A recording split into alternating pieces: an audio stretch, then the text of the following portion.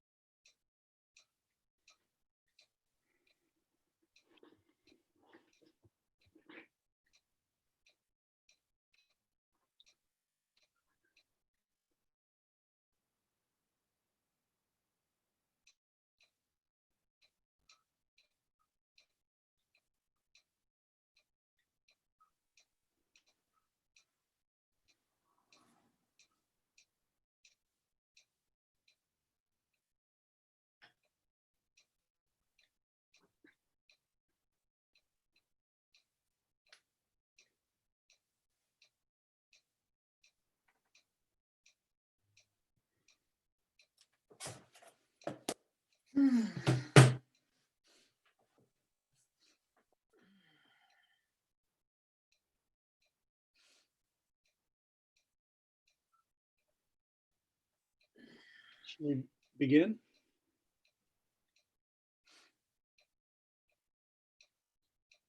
Michelle, do we have a quorum? I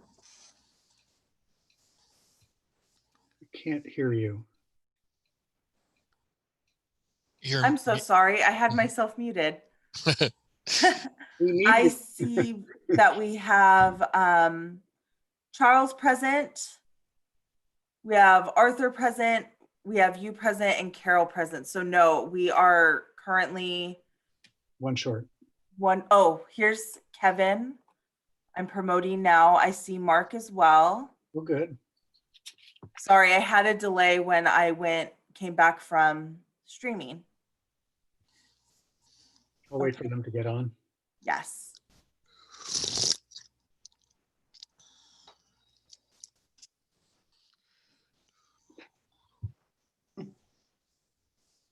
Once they're,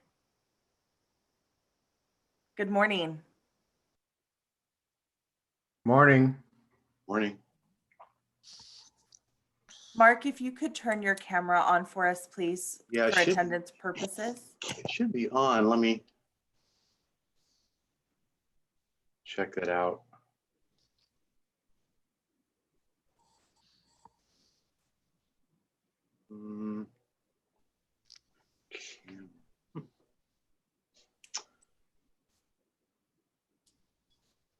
That's weird.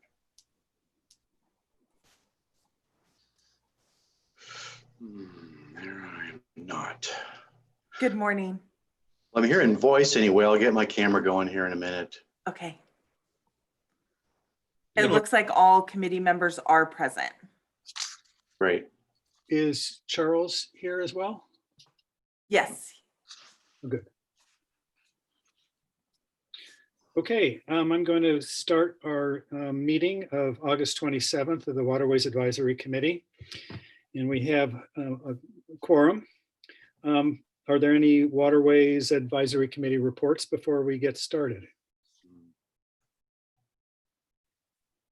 Okay, any public comments? Anyone in the public who would like to say something before we get into the items on the agenda?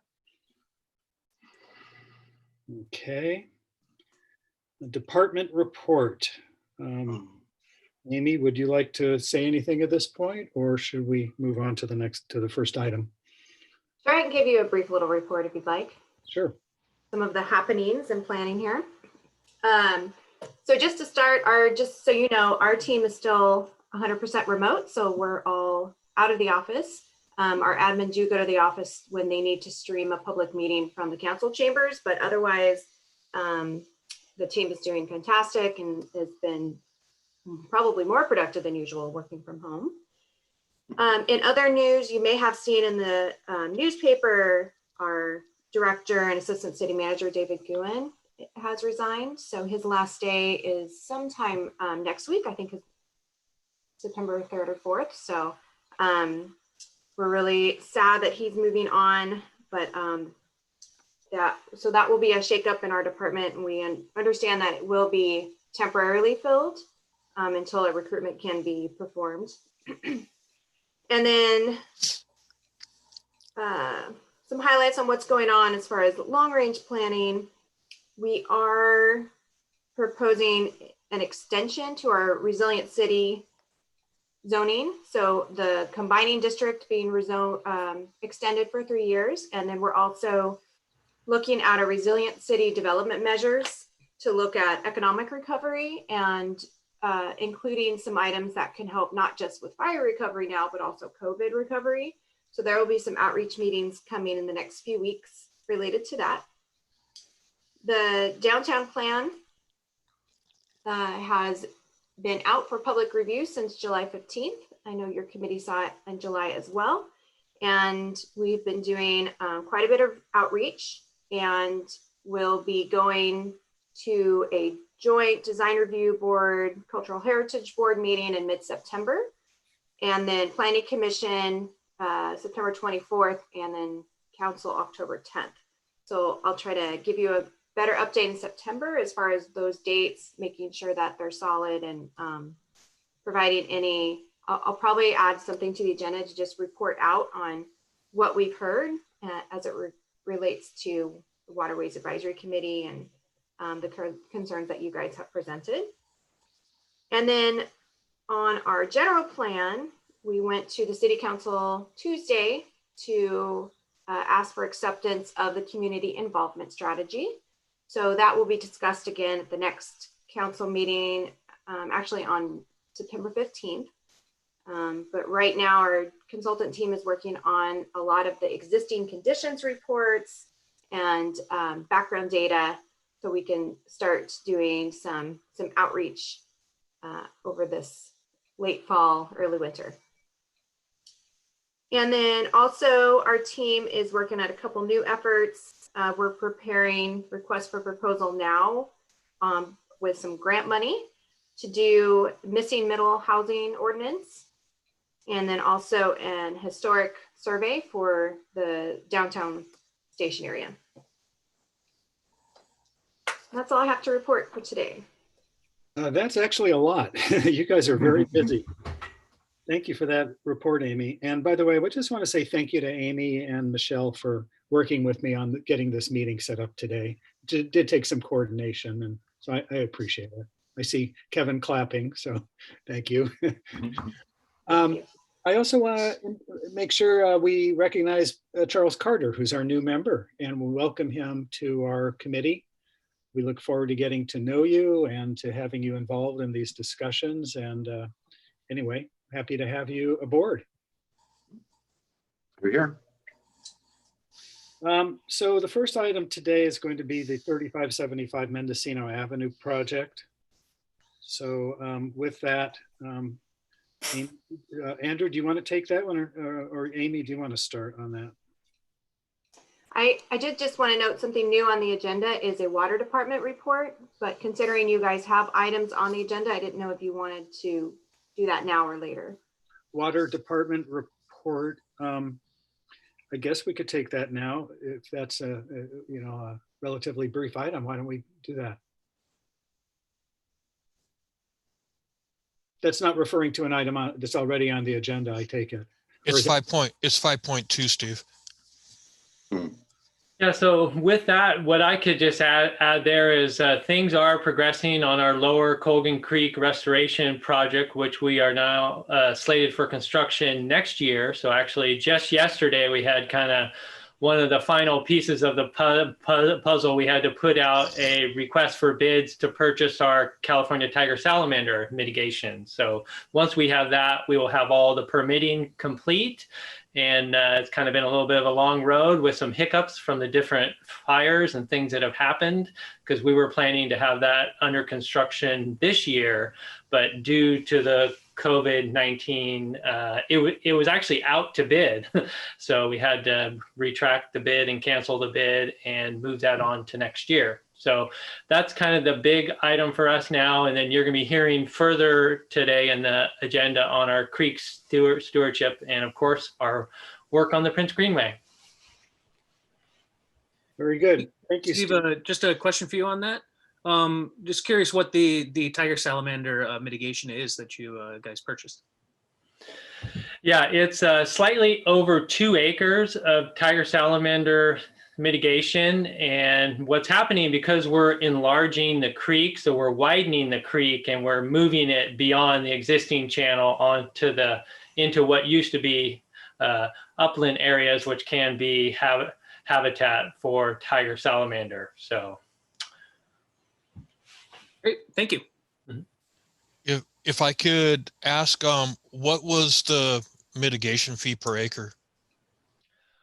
well, right now we have a request for bids out, so we'll be getting the prices back. Okay. What we're hearing right now, the average can be around, $150,000 or $175,000 per acre. Yeah, that's my understanding too. Any other questions of Steve? Okay, let's move on to the Mendocino Avenue project. Andrew, would you like to take this? Sure. Thank you. Good morning, Chair, and good morning, committee members. Thank you for your time today. I'm going to go ahead and share my screen. And so what you should have before you today is the opening slide, 3575 Mendocino Avenue, formerly Journey's End Mobile Home Park. Is everybody seeing that screen? Yes. Great, thanks. Okay. So the project was proposing compact, sustainable, transit-oriented development at 3575 Mendocino Avenue. It would require a general plan amendment to Transit Village Medium land use designation, a rezoning to Transit Village Residential and senior housing zoning districts. It would also require a 5-parcel tentative map major subdivision. And those actions would then facilitate development of a 532-unit multifamily development that includes 162 affordable senior housing units for very low to low income households. Additionally, there would be 370 market rate units. The applicant team is with us in today's meeting, and about halfway through today's presentation, after I get through the regulatory aspects of the project, then I'll turn it over to Karen Massey from Burbank Housing and Rick Carlisle to talk about the project design itself. So the project is located at former Journey's End. That's at the intersections of Mendocino Avenue, Fountain Grove Parkway, Mendocino Overchange, etc., across that rather large intersection from the former Fountain Grove Inn. As we can see here at the time of this aerial, which was March of this year, a majority of the project site was cleared, and we see then the project site within the yellow boundaries. Here's a better image showing what at that time was the mobile homes that had survived the fire. However, as I'm sure the applicant team will discuss, those Mobile homes have been removed. The site is now completely vacated. We can see up across the northern or top end of the picture, Highway 101. We come down to the Mendocino Avenue overchange and then Mendocino Avenue, as well as the Kaiser development. So effectively ringing the project site with transportation infrastructure or previously existing development. Adjacent to the Kaiser development then is that portion of Russell Creek for which the project comes before you today. So this is the applicable creek map. We can see Russell Creek begins up here. Reach 1 begins up in Fountain Grove and comes down, follows along Bicentennial Parkway, then heads up Mendocino Avenue, where it makes a sharp left turn to run alongside the project site, then heads south down underneath Highway 101, and then continues on as part of Reach 2. The portion of Reach 1 is designated adjacent here, is designated as a natural creek, modified natural creek or culvert. It is channelized and owned by the Sonoma County Water Agency, now known as Sonoma Water. And there is an access road that separates the project site from the creek itself. The master plan, the creek master plan, describes this portion as channelized, but does include trees and understory plants. There are no specific improvements planned for this portion of Russell Creek. So while we do have the creek here, we can see a little bit of color differentiation from the blue dotted line. The yellow solid line refers to an unpaved access road, and then the lighter blue green adjacent to the blue dotted line would designate that as a modified natural creek or culvert. And here we have what I just described, the characteristics of that portion of Russell Creek per the Creek Master Plan. So the applicable goals or policies from the Creek Master Plan: to meet or exceed the required creek setback distance and locate development outside the creek setback as defined within the zoning code. And then development to the extent possible should be consistent with and support the master plan. The general plan policies ensure that construction is sensitive to the natural environment, that topography and vegetation are preserved, and that construction activities do not disrupt or pollute the waterway. And then new development along channelized waterways should allow for a buffer zone and provide opportunities for multi-use trails and recreation. And then we get to the applicable section of the creekside setbacks in the zoning code. Section 20-30.040D3 states that where a fully channelized waterway exists and the channel is owned by or under the control of Sonoma County Water Agency, structures may be closer to the top of the bank than the minimum required setback, provided that the development would not obstruct or impair the channel's functions, would not impede water agency access or maintenance of the channel, would not impair the stability of the slope, bank, or maintenance of the channel. And finally, that it must be approved by the city's, I guess it would be Creeks and Stormwater Division, which is Steve Brady, by City Planning, and Sonoma Water. Steve Brady has reviewed the project and responded that they don't find any issues with the design of the project. Sonoma County Water Agency has responded as well and said that they approve of the design and concept.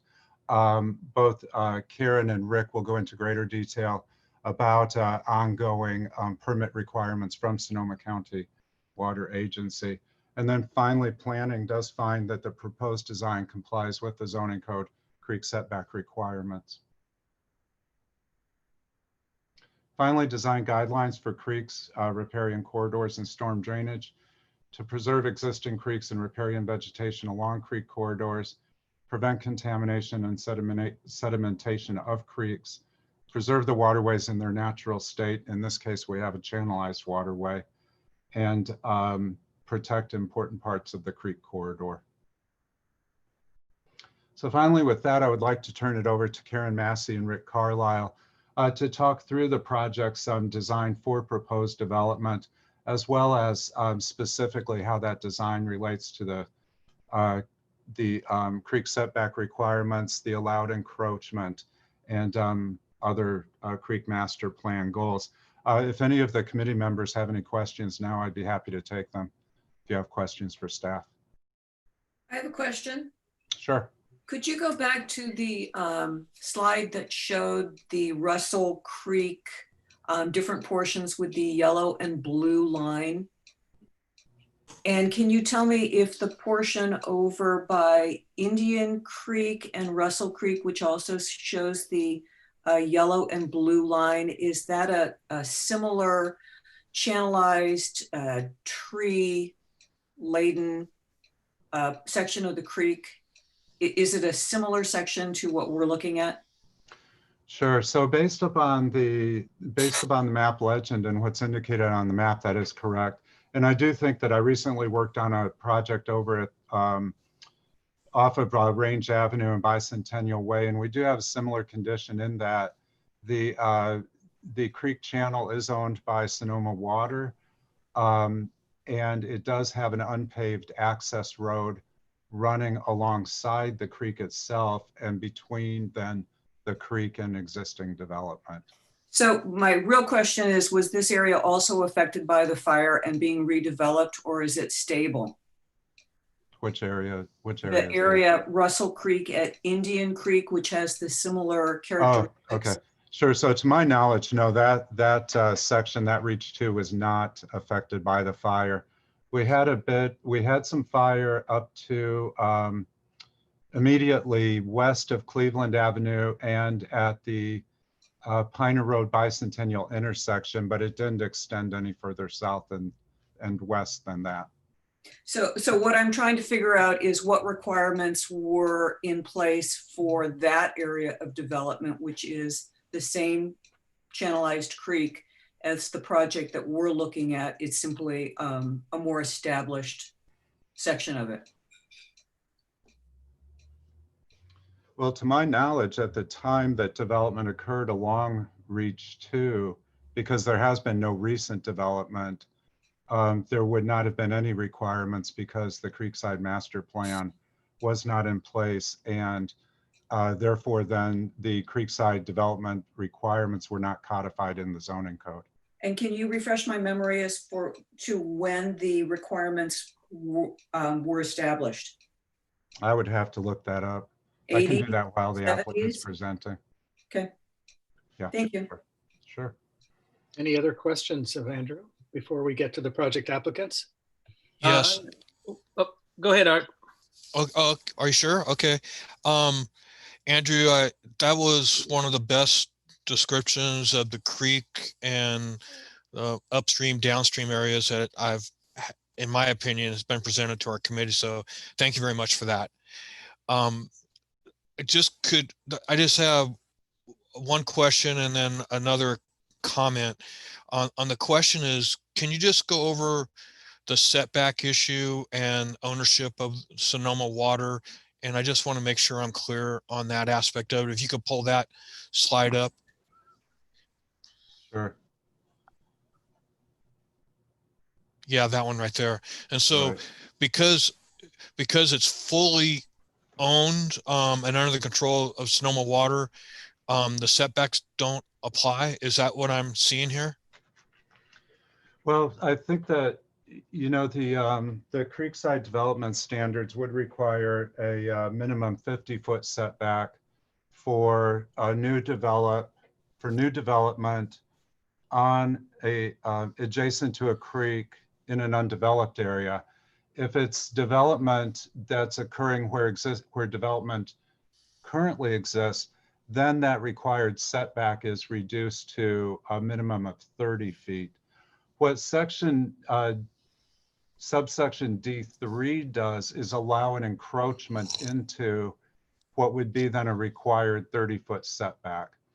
So this I think this case is a bit different, and I think the reason for this encroachment being allowed is because we do have cases, as you well know, and as you and other members of the committee have reviewed, where the parcel itself includes the creek. The parcel line would extend all the way to the middle of the creek or even beyond the creek. And Yeah. so in those cases, then that portion of the creek is fully included within the parcel lines. Yeah. What we have in cases where we have Sonoma Water ownership of a portion of a creek, typically it does seem to be channelized. And I think Steve Brady may have additional comment on this. But my experience in working with this encroachment exception is that in those cases where we do have channelization, it is owned by Sonoma Water. And therefore, while the development is adjacent to the creek, it does not actually include the creek, where the developer, where the property owner may be able to actually control design of the development at the creek bank. So that's an excellent description. I really appreciate that. Thank you very much. Sure. And then my one comment, and this might be to Steve Brady, that creek is completely stagnant and filled with water. And when you get down to the culvert that's on the west side, you know, it's kind of going, direction is kind of to the southwest, right where it enters Caltrans right away. The culvert bottom is above the water level. And so this doesn't seem to be a functional hydraulic system. Do you have any comment on that, Steve?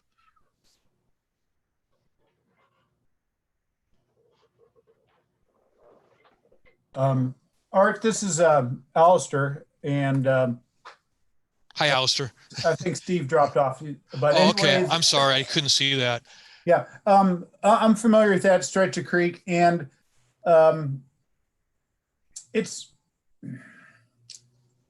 it works as a flood control channel. It does. If you're there after heavy rain, it'll be full of water. Possibly that at the end of it, where it enters Caltrans property, it is constriction for it, but and it does hold water too. I don't know if there's a lot of groundwater entering it, or I think maybe the Kaiser Hospital might pump out water from their garage. But you're asking about the elevation of that outfall for it. I can bring that up with Sonoma Water and have them check it. Okay. So the concern, not necessarily for this project, is for mosquito habitat. And so I'm just bringing this up. Besides, if it's working as flood control, that's great. But for potential mosquito habitat, it should be looked at also. Thank you. Yeah.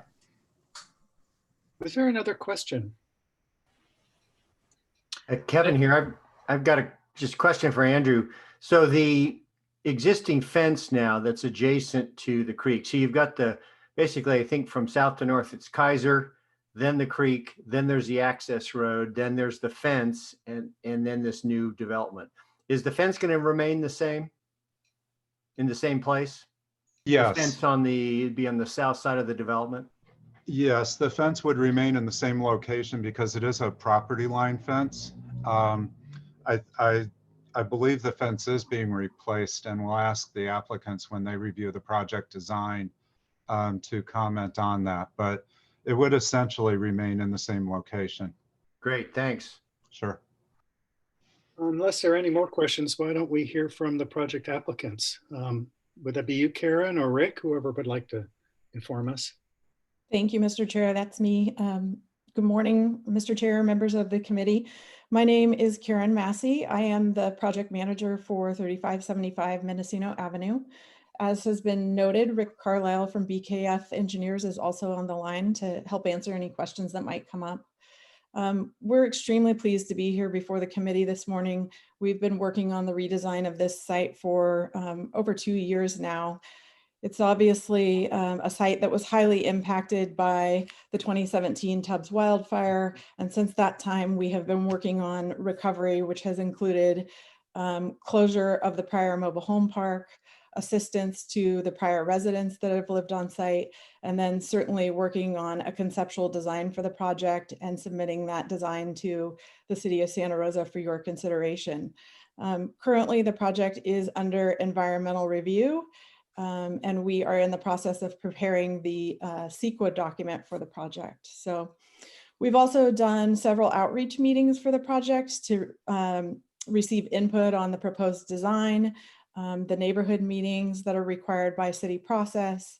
We've been before the design review board, who is very supportive of the concept and continued us to move forward as quickly as we could.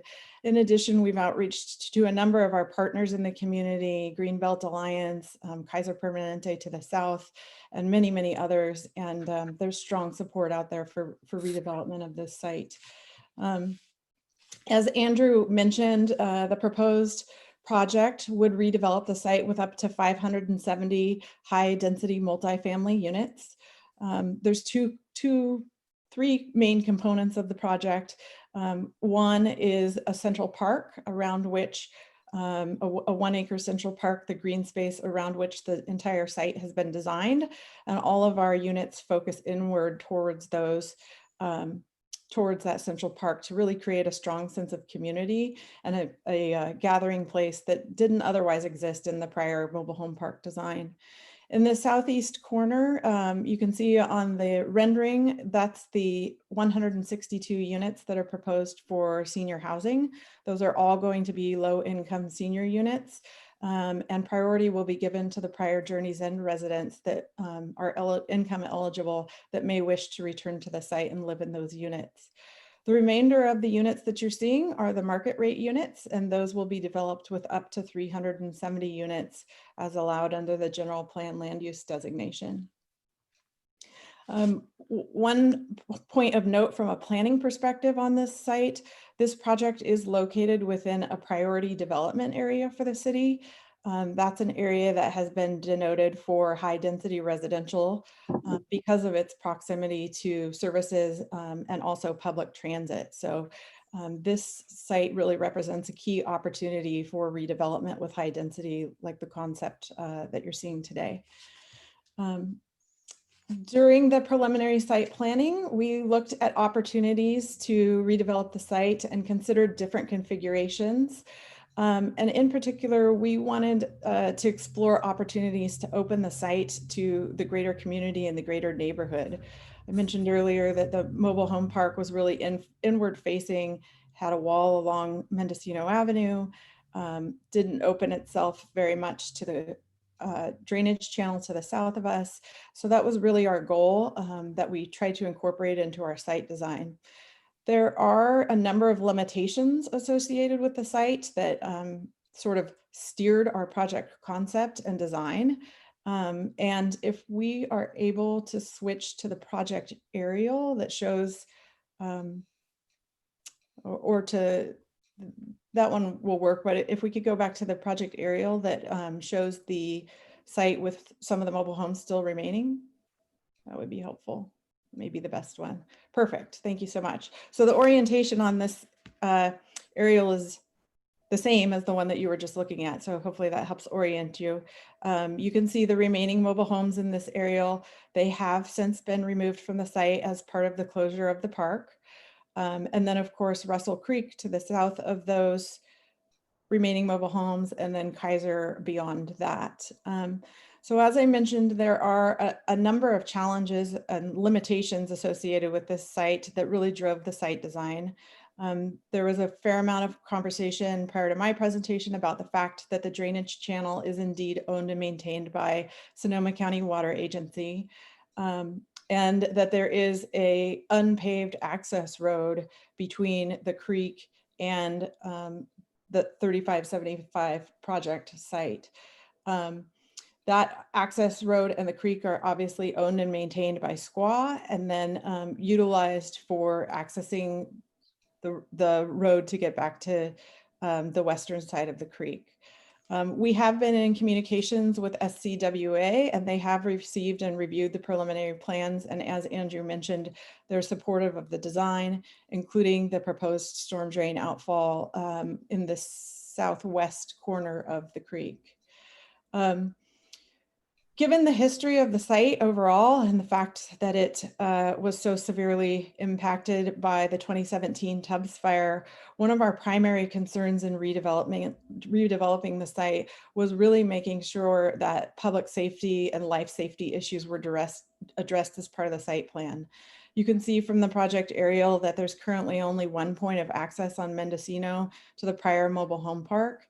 And in working in particular with Santa Rosa Fire Department, we identified the need for multiple points of access on the project site. So you'll see in the site design, when we flip to that slide, that there are actually 3 points of access that are proposed into the project site now, really to maintain public safety and make sure that there's adequate ingress and egress given the number of units that are proposed for this high density site. Those 3 points of access are set by city code requirements as far as location relative to alignment with other driveways in the area, and then needing a certain amount of separation both between those driveways and also from the intersection of Fountain Grove and Mendocino. In addition to the access requirements that drove the site design, there is a 8-inch sewer trunk main that is city owned and maintained that runs on the southern property line just north of the Squaw access road that is actually on our project site. So we have an easement that follows the whole length of the southern property line that's 10 feet in width, and it's a public utility easement that we are required to continue to provide access to so that the city utilities department can access that line, get in there, maintain it as necessary, or repair it as necessary. It's important to note that no permanent improvements are allowed within that 10-foot PUE. And so that was another design constraint that we really had to consider in the project in order to develop the site concept. So these are kind of the existing conditions within this infill site that drove the proposed design and really limited our ability to I think, open the design up as much to the creek as we would have otherwise liked to. It was certainly an idea that we had early on and something that was heavily discussed, but given the access requirements and the constraints regarding utilities, we landed with a different configuration. So I think I will ask to change the slide to maybe L11 at this point, or a 0.7 will work too. I apologize. Let's start at 0.7 first. Sorry, Andrew. That's okay. I thought I would stop here and just note for committee member Quant that it does appear that the zoning code regulations for the Creekside development standards were codified in 2004 with some amendments in 2005 and 2006. So relatively recent as we think about, especially the age of the development in this northern part of the northeast and northwest quadrants of Santa Rosa. Thank you. Sure. And then Karen, this slide or the next one? That's perfect to start. Great.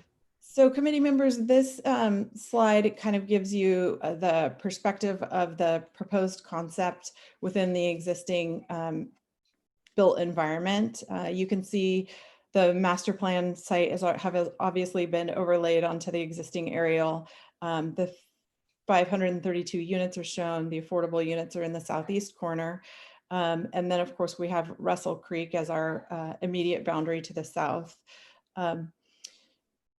Given the site limitations and the existing constraints, you can see that consistent with the Creeks and Waterways design guidelines, we went ahead and placed one of the private driveways parallel to the existing creek corridor. I believe that is design guideline 3 that indicates that if you have a design that kind of limits your ability to really open it up to a creek corridor, then the alternative encouraged is to provide a access way parallel to it. So given the constraints for access in the PUE, that's what we went ahead and did with the project design, and that's reflected in this master plan. I think, Andrew, if we could go to 1-1. That's a closer up that shows you the private driveway that runs parallel to Russell Creek. And then parking is an allowed use within the public utility easement. So in order to maximize the use of that land and make it the most efficient, given the number of parking spaces we're required to provide for this level of density, we did go ahead and locate parking as well as a fair amount of landscaping and landscaping setback, most proximate to the Russell Creek corridor. This plan also shows carports along the western edge of the southern property line. Since these plans, we've actually resubmitted the project plans since these were submitted and circulated to the committee. And those carports in the southwestern corner of the project along the southern property line are no longer there. So we've really tried to orient the design in a way in that southeast corner that it focuses towards the creek. I'm sorry. The buildings of the affordable buildings 1, 2, and 3 all have green space to the rear of them, and that green space opens to the creek. It's got sitting areas in it, and areas for the future senior residents to enjoy that outdoor space more proximate to the creek. Again, we have removed the carports in that area to kind of open up the view shed and the view into the creek corridor. There was a question earlier about, make sure I catched all my comments. Sorry. Yes, so we can move on to L1.1, if you don't mind, Andrew. Thank you, perfect. So this is the landscaping plan for the overall master plan. You can see in that southeast corner, the private green space areas that I noted that are facing towards the south and oriented more towards the creek, as well as the landscape strip that's proposed along the southern edge. There is metal fencing, which may have been clipped out of this drawing for the purpose of the PowerPoint presentation, but that's okay. There is open metal fencing that is proposed along that entire southern property line, again, in an attempt to kind of open up that creek corridor and provide visual connections between the proposed projects and that corridor. In addition, the plantings along the southern boundary line are intended to be more low-level plantings, kind of shrubs and grasses. And those species have not yet been chosen, but that is the intent, to provide landscaping in that area, but landscaping that would not otherwise obstruct the view into the creek corridor. This design does meet the requirement of the 30-foot setback based on the fact that the channel is owned and operated by SQUA. So we have followed the setback requirement per the code. I think that's everything that I'd like to share. I'm happy to answer any questions that you might have, and then certainly Rick Carlisle is available to help us with specific engineering related questions. Well, thank you, Karen. Very thorough. And I do want to say that this is a wonderful project. I'm glad it's happening, and really encouraged to see the progress. Are there questions by committee members? I'm interested in exploring a little bit more. The graphic that we're currently looking at is not accurate. It shows carports, but those carports near the creek access path are no longer carports. That's pavement because it's the private driveway still, right? It's low shrubbery, pavement, and then are there carports on the other side of this private driveway, or there's no carports at all in this driveway anymore? If I may, Mr. Chair. Oh, please go right ahead and answer the questions as they come. It's fine. Great, thank you so much. Thank you for the question. Yes, this graphic that is on the screen before us now is correct in that it shows that all of the carports have been removed along the southern property line, and there are no carports proposed adjacent to the building either. So it would be a clear visual view across the parking lot from the affordable housing complex to the creek. So if you could indulge me just a little bit more, from the fence and the low plantings, the distance from that fence to the other side of the driveway is approximately how far?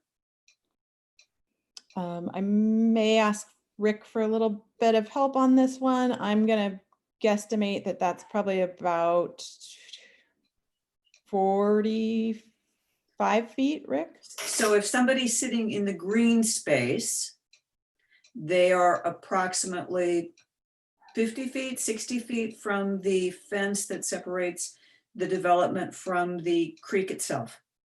Yeah, it's like 60 feet. I mean, if you have a 26-foot parking access aisle and then 17-foot parking on each side, and a little bit more, so a little bit more than 60 feet. So there wouldn't be carports, but there would be parking, like curbside parking on both sides. Okay. Yes, correct. Yeah, and it's important to note too, you know, it's interesting when you have the opportunity to design a unique site like this, and you bring together all of the different requirements that the city has in place. Its intention to preserve and conserve creekways, its intention to also create a really engaging and active streetscape. So one of the design guidelines that the city has in place, and one of the requirements, is that parking should be located behind buildings. And in order to meet the parking requirements of this project and adhere to the other design guidelines, as well as the limitation about placing access to the site in this location, this driveway in this location, that's really how we ended up with the parking to the rear of the building and between the building and the drainage channel. If I may say, I know I'm being a stickler because one of our goals is eyes on the creek, but you've got a pickle property. You're being held to standards that no other development in this area, including Kaiser Hospital, has been held to. And it's not fair to single you out when you're trying to provide housing for people who need housing, but it still needs to be explored. So I appreciate your indulgence. Thank you. Other questions? I had a quick comment and question. A year ago, April, we reviewed Kaiser's proposal to build a new fence along the stretch of creek. Was that actually done, or is that still in the planning process? Do we know? I'm just curious. I didn't have a chance to go out there this time. It's a cyclone fence. I was there yesterday. Okay, and it's been constructed then? It's a cyclone fence. I don't know what was there Okay. 5 years ago. Okay. Is it cyclone or just strung barbed wire? It appeared to be cyclone, and the caveat is there is signage that says "Do not trespass," which of course I did anyway, but it appeared to be cyclone fencing. Okay, yeah, I thought it was strung barbed wire, but and it was from basically their back area all the way around the side to the west, because they've had vandalism. But yeah, I think that was done. Yeah. I was just curious. I'm not really sure it affects this project. Mr. Chair, if I may add a comment, please. Please. Another item that comes to mind through this discussion is that I think that I haven't raised, and I appreciate the opportunity. It's important to point out that the south side of the drainage channel is really the back of house for Kaiser. So it abuts the parking garage for Kaiser, which is quite an enormous structure and takes up a lot of space. And then Kaiser actually has a driveway on the south side of the drainage channel that provides access for kind of their back of house to support their facilities infrastructure. And I believe that's also their ambulance entrance. So It's really kind of a rear facing orientation on Kaiser. If I might, I have a question regarding the water agency pathway. And I see the interface there and understand your plan. But, and you also mentioned that there is an easement, but I don't quite understand if there is still an opportunity to have some sort of a gate or some sort of access way that would go from your development to the water agency path. That might provide some more opportunity for people to get out and enjoy the creek environment. So is there something precluding that in what you said about the easement and the layout, or is that still a possibility? That's a great question. Pedestrian access from our site to the squaw property, I believe probably could be accommodated. Of course, it would have to be done in compliance with the Americans with Disabilities Act to provide ADA access. But there probably could be an opening provided within the metal fence to make that accommodation, assuming that squaw wanted that was intended to be a publicly accessible trail, and that squaw wanted that kind of access to their property. Yeah, I was thinking perhaps if it would work in connect to that north-south road you have there in the middle of the property. There might be possibility for people, because it does provide open space for people as well, another access point. And one more question is, what kind of a fence is it? Is it like a wrought iron fence with vertical iron there? And how tall is it? It is. I apologize that the fencing picture got cut out. It is a 6-foot metal fence that's open wrought iron, probably 6 inches apart or something like that. Yeah. It's on the landscape plan, Andrew, if you're able, or Michelle. There it is, right there on the right-hand side. Yeah. Okay. And the landscaping is that native landscaping? Is it ornamental? I see little circles there. Those aren't trees, huh? Those are just little circles with landscaping in them? That's correct. So the larger circles that are kind of north of the row of little circles, those are tree species, but the row along the southern property line are more shrubs and grasses. The exact species have not been chosen to date, but they would be native, drought tolerant, and also fire resistant is a key piece of our landscape design that we're proposing. We are open to the idea of doing more like creek and waterway species in their area to sort of blend that vegetation with the adjacent channelized drainage if that was appropriate, but those species have not yet been chosen. Okay. Are there other questions by committee? I have a question here. It's Charles. Please. Okay, thank you. So reviewing the PUE, the easement, there's a faint dashed line just north of the south property line. Is that the extent of the easement there? Thank you, Charles. No, it's actually not. The easement, I apologize, is not depicted on this plan, but it is 10 feet off of the southern property line into our property. So the line that you are seeing is a line on the squaw property representing something else. Okay, so the fence planting and the tree islands in the parking lot would be on the PUE, and does that present any complications planting on that utility easement?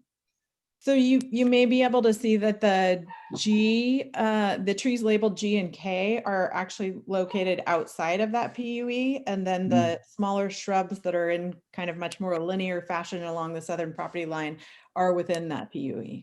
So we've intentionally placed. You can see the easement actually there, the dashed line. Is that yeah? The dash line? Okay. That's the dash line. So the trees are outside of the easement, and then but the islands that they're planted in do cross the easement. They do. Okay. Yeah. And that's trees, permissible yeah. on the utility easements to have landscaping.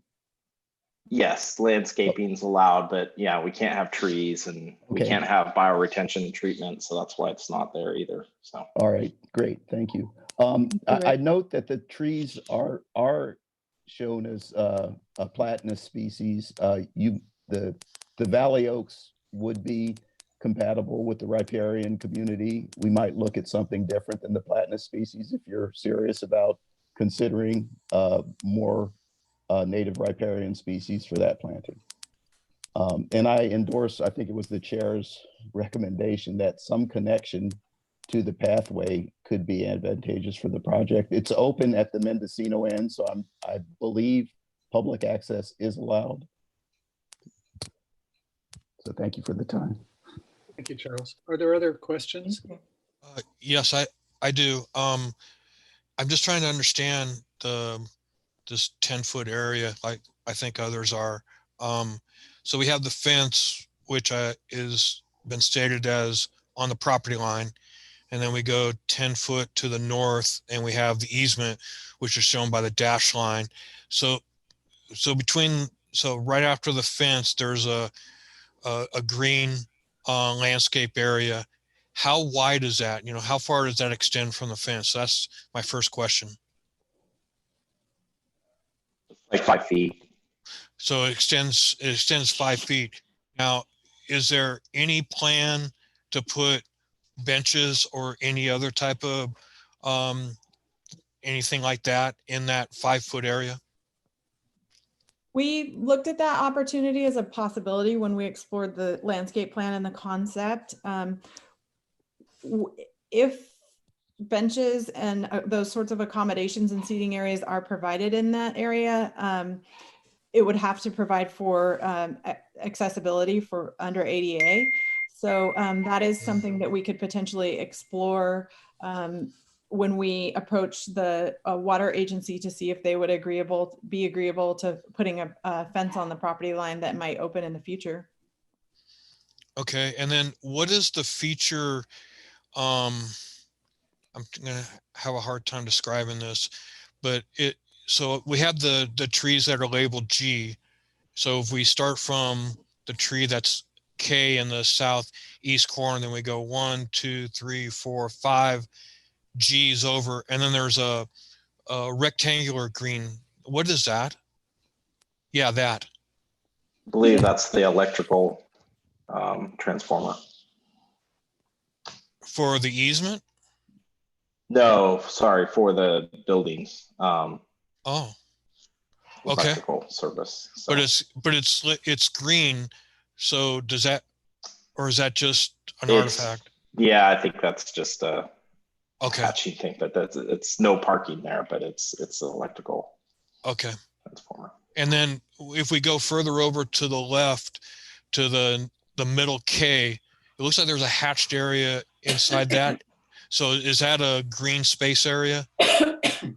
There's some green space, but we also have there, I believe there's going to be a new sewer manhole there that needs access. So some of these, there are sewer manholes along there that we have to maintain access, to. So. Okay. Yeah, so I was just trying to explore possibilities of where you may be able to put benches with potential ADA accent. And then just one comment for Karen, this is a tangential aside. I've never heard Sonoma Water called squaw. And it took me a while to figure out what you were talking about. Do they approve of that? And that's a joke. Probably not, probably not.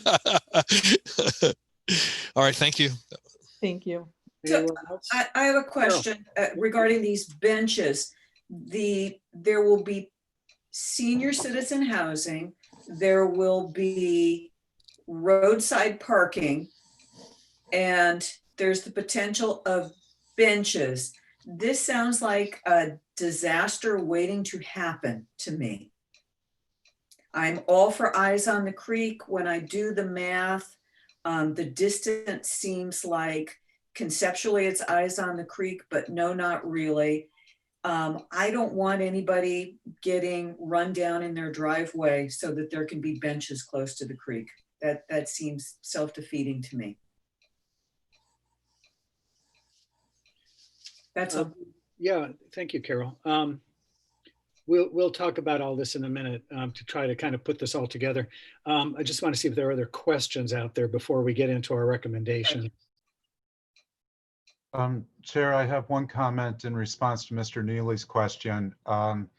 It does look like earlier this year in April, Kaiser finalized a building permit to install a 6-foot chain link fence with 1.5 feet of barbed wire on top along the northern property line.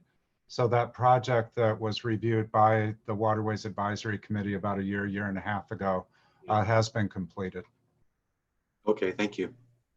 And if I might clarify, Andrew, so that's Kaiser's northern property line, which would be the southern property line of the drainage channel. Is that correct? Correct. Correct, yeah.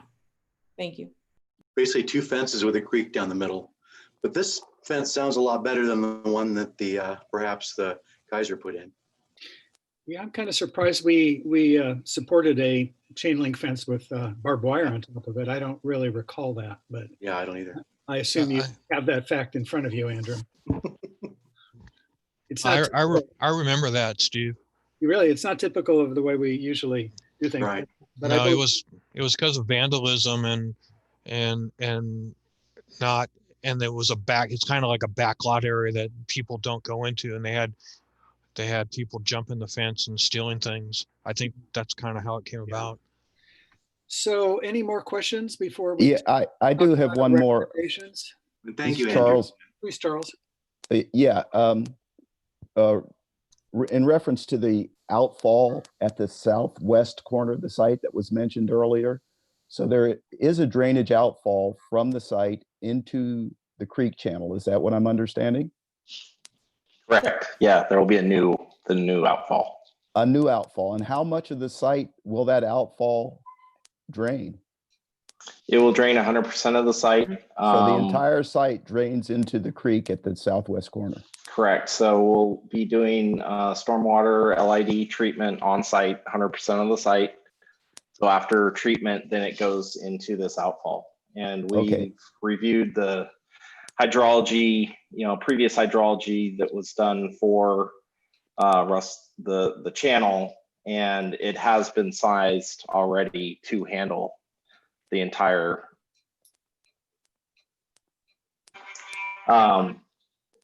the site currently drains to Caltrans through basically holes in the wall, the sound wall towards the freeway. But that's just kind of historically how it's been, but it's always been planned for this entire project to drain towards Russell Creek.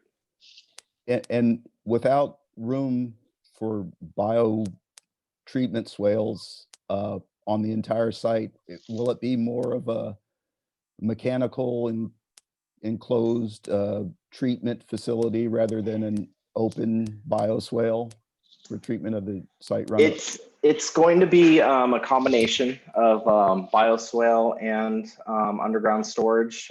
Because the site is over an acre, we do have to do the storage of basically a 1-inch storm. We have to store runoff from a 1-inch storm on site. So it's going to flow into bioretention. There's a requirement that 50% of the treatment is vegetated. So it's a combination of bioswale and then underground storage.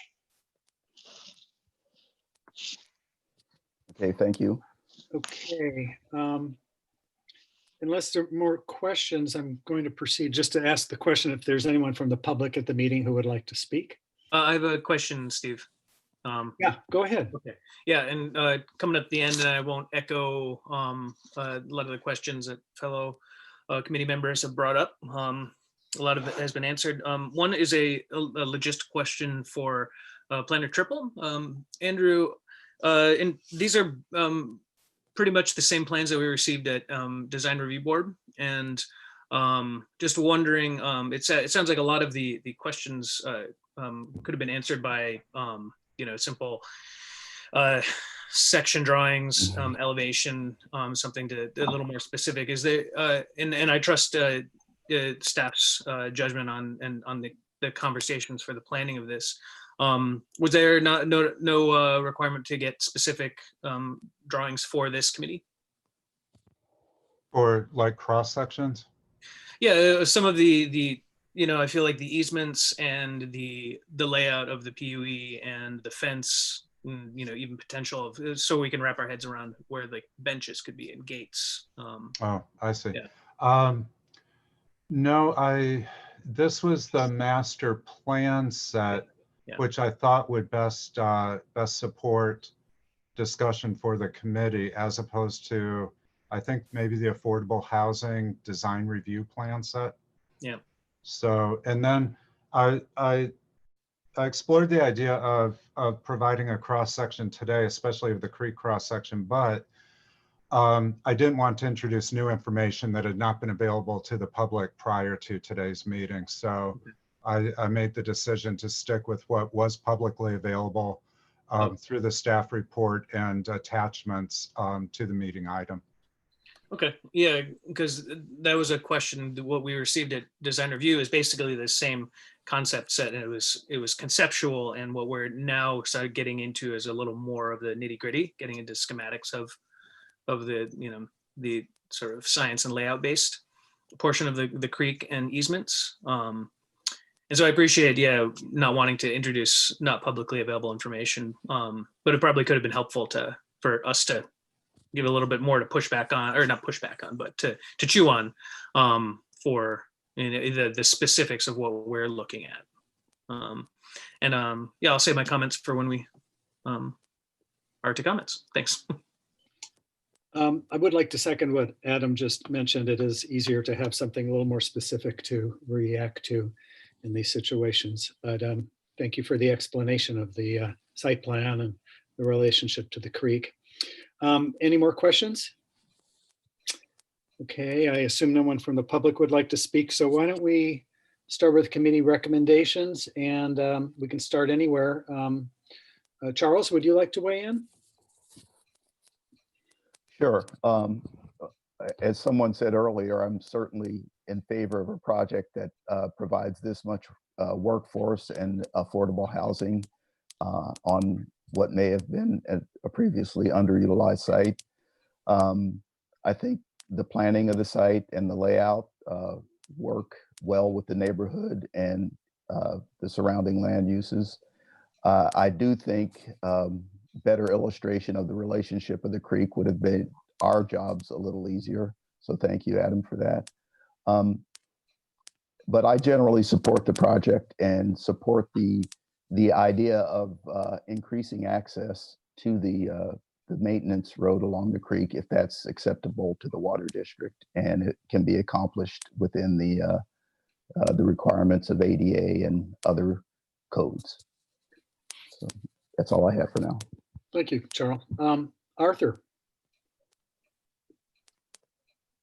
Yes, thank you. I walked the entire length of the Sonoma Waters and graveled road, and it right to where the southwest portion is, which is a Caltrans off ramp. So there's really no place to go on this. The barbed wire fencing for Kaiser runs along their back lot area, but then after that it changes to a chain link fence that's black, and it's attractive with no barbed wire, and the landscaping is really nice on the other side of it. So Kaiser borders right up almost to the creek bank itself, where then on the other side is the Sonoma Waters access road, and then this fence that's proposed, which is a very nice looking fence. And so given all the restrictions on this, I can't really see I can make any recommendations other than if it's possible to provide places for people to sit. If it's not, I guess, that's just the way it's going to have to be. But if it's possible to look at that, and then just be aware that Kaiser had problems with vandalism and security issues. Just be aware that that's a potential for you guys too. But this is a great project, badly needed here in Santa Rosa, and I hope for a success. Thank you. Thank you, Art. Mark? No, I really have nothing to add. I pretty much agree with Art. It's definitely heartening to see this level of housing reach the stage, and hopefully it'll be in place soon because it is desperately needed. I think that, yeah, I don't think that this will have any significant impact on the creek. I understand Charles' concerns about the stormwater. We usually don't get the stormwater stuff at our level. That's already been done at other levels. So I assume it's been approved. But yeah, I think it's a good project and I really have nothing to add to it. Carol?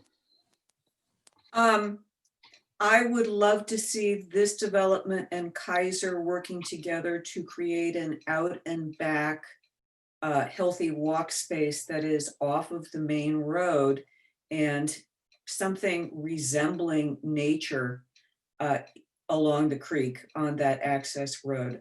Kaiser has walking paths designated with signage along Mendocino Avenue, which is far from a healthy place to walk. I should think they would, as good neighbors and healthy members of the community, would be all in on helping this out and back, essentially an extension of a park and a green safety zone. I was not comfortable walking that access path because of its current situation. And that's something that it is in our purview to try and rectify. And by making it a healthy walking space, I think we could have walking eyes on the creek by enhancing its health opportunities rather than simply closing it in and hoping that it essentially doesn't cause any more trouble. Thank you, Carol. Kevin? Yes, Karen and Rick, thanks for the presentation. And Andrew, thanks for your report. I think this is a great project as well, and echo many of the other comments. I love the open fence for some eyes on the creek. If we could grant access to that that unpaved road along the creek, like Carol was mentioning, I think that would be a great idea. My only other comment then gets to the vegetation, and Karen, I was glad to hear that the plan is for that lower vegetation to be native. The trees that are indicated, the G and the K, the G's and the K's and the J's, as far as I can tell, those are non-native trees. And I am no expert on this, but I do think the little reading I do suggests that trees are really the most important species when you're trying to recreate a native habitat. And so Charles mentioned live oaks. I think that would be a great alternative, or a native maple or something along those lines, just to really enhance that native environment and encourage more insects, which encourages more birds, which kind of enlivens that native landscape and could be a nice enhancement for the residents of the complex as well. So my only comment would be to potentially revisit the species of the trees there planted along the creek as well as throughout the complex. But otherwise, I think a great project, and I'll look forward to this happening. Thank you, Kevin. How about Adam? Thank you. And thank you, Rick and Karen, very much for the proposal, and Andrew for great information as always. Yeah, when this came before DRB, I was very enthusiastic and supportive of the project, and that continues through here. And yes, I do think that it's unfortunate to hear that Kaiser went with the barbed wire topped wire fence, because when I remember from when we discussed it with them and with the landscape architect for that project, we were recommending to have more using the creek as an opportunity for engagement, to get people out there, of thinking of using it as some kind of walking path, like Carol mentioned, to get people off of the street and bring them back there. Certainly the parking garage is a big edifice that's there, and there's back of house concerns, which then kind of translates over on the other side of the creek to you guys. But I feel that there are kind of two approaches to the creek that we can go with, and just to kind of close it off, and as Carol mentioned, to kind of hope that it takes care of itself and it's not going to be a problem for this site, or to really engage with it and to open it up and to get people out there. The more people that are out there, eyes on the creek, as has been mentioned, will really increase the safety. It'll increase people wanting to steward it and to get out there, to people engage with it, to bring kids out there, to bring some of the elderly from the housing there. It doesn't necessarily need to be benches and park-like features, but it could be the active walking path. Something to get out there. And it's more than, I think the engagement should be more than just, West End and East End, which is open. There should be some along the way there. I'm thinking kind of across from that community garden section of the affordable housing, and then potentially at one of the crosswalks, or where there is no crosswalk, which would, it increases those design concerns too. Because you have to think about access, ADA, crosswalks, how you get people across from that main section of the site over to the creek, but having multiple access points there. And so to really, I think that, not to, you don't need to totally revise the landscape plan and landscape proposal, but thinking about how you can, a little bit more thinking about how you can really engage with that creek and kind of bring your site into it, and, conceptually, of course, bring your site into it and bring that into the site. How you can knit them together a little bit. The open fencing is good. 6 feet high, and with that the metal fencing of the powder coat is going to, it will, if it's that whole swath of the south side, it will block it off. And so thinking about how you can even further open that up a little bit more. I do think I agree with the thoughts on rethinking the tree species as well. Having the plane trees, they're great and indestructible, but they're very, it's a kind of a standard street tree and urban tree. I think that there could be a little bit more thinking along that. And again, thinking about how you can reference what's on the other side of that fence and get people thinking about it. There's going to be a lot of people looking out over that. So thinking about how you can actually get people from the main part of the site over to there. And then in a way, if you keep people thinking about looking over that fence and getting through there, you're also you're making it less desirable for people to be on that pathway looking in. I think just a little bit more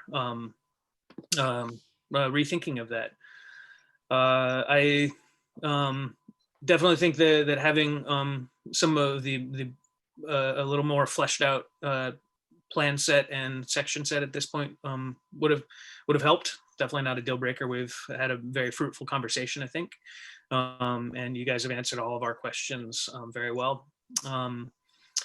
And yeah, I think it's nice to see this from my standpoint at the design review conceptual phase. Now starting to see some of the nitty gritty engineering and specific planning sides of things, and keep moving forward and keep thinking about how you can engage the people that are living there and how this is going to fit into the larger community. So thanks very much. Thank you, Adam. Thank you all. I think our comments are quite in sync with each other. I do think that the creek is an amenity and can be an amenity to the people who live in this area. I think that as far as the safety of the area. Eyes on the creek is always a desirable thing. And there are other access points. In fact, there's one right just north of the creek on Mendocino Avenue. So I don't know that we're creating any kind of a problem situation. As far as benches or other amenities, that's something I think that can be looked at. I don't have a definite suggestion at this point, but anyway, I think the area does have some advantages to the development. Species we've talked about, I do think natives would be preferable to keep the habitat, to add to the habitat that's already in the vicinity. Other than that, I don't have other questions. I do want to thank you again for your really thorough report and for the information. And I look forward to seeing this project happen. It's sorely needed and it's a wonderful project. So thank you very much for coming. And with that, I think unless there's any other comments, we will move on to the next item. Steve, I have to step away for a couple minutes. Okay, Art, we're going to continue if that's okay. Okay, thank you very much. Thank you. Bye-bye, Andrew. Bye. Okay. Why don't we move on to the Creek Stewardship Update 6.2. And that will be kind of a lead-in to the presentation I give on the Prince Memorial Greenway.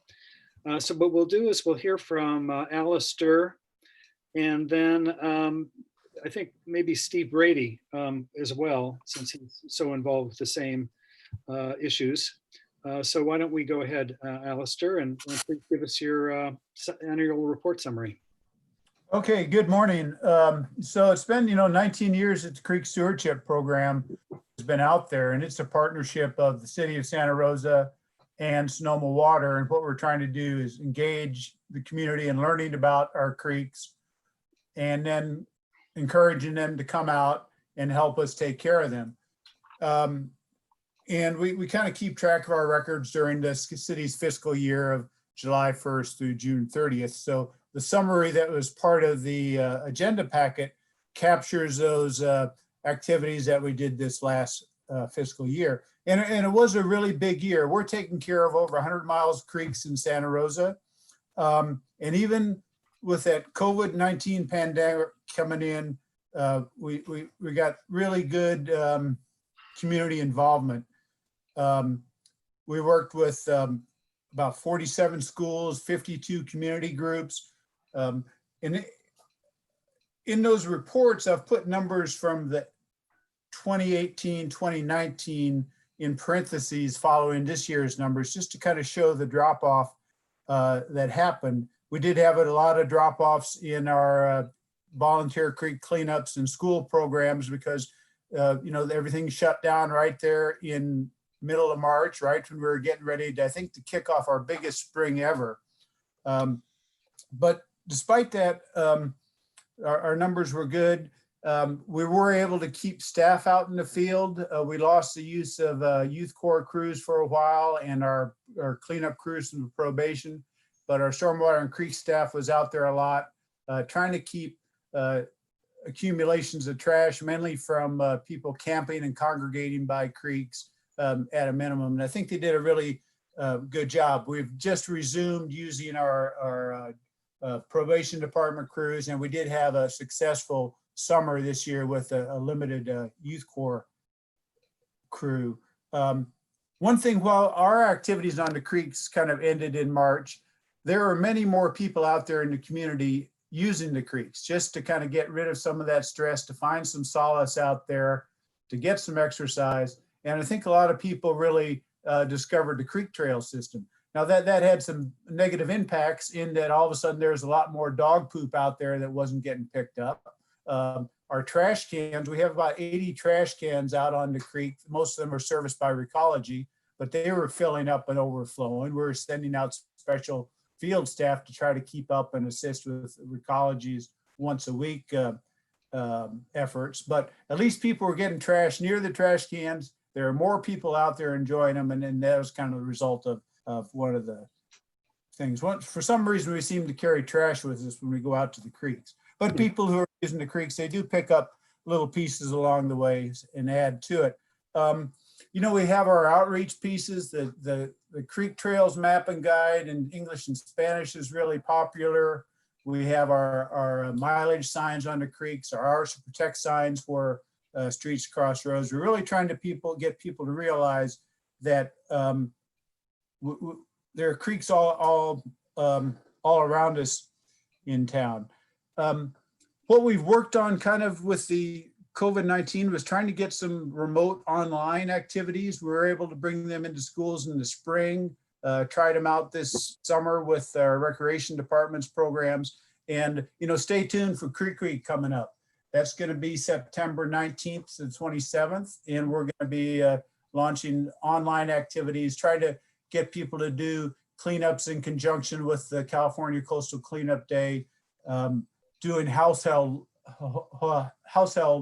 led cleanups instead of, you know, we've had these great cleanups at Prince Greenway for the Coastal Cleanup Day. Over 50 people, in our Earth Day on the Greenway got canceled this year.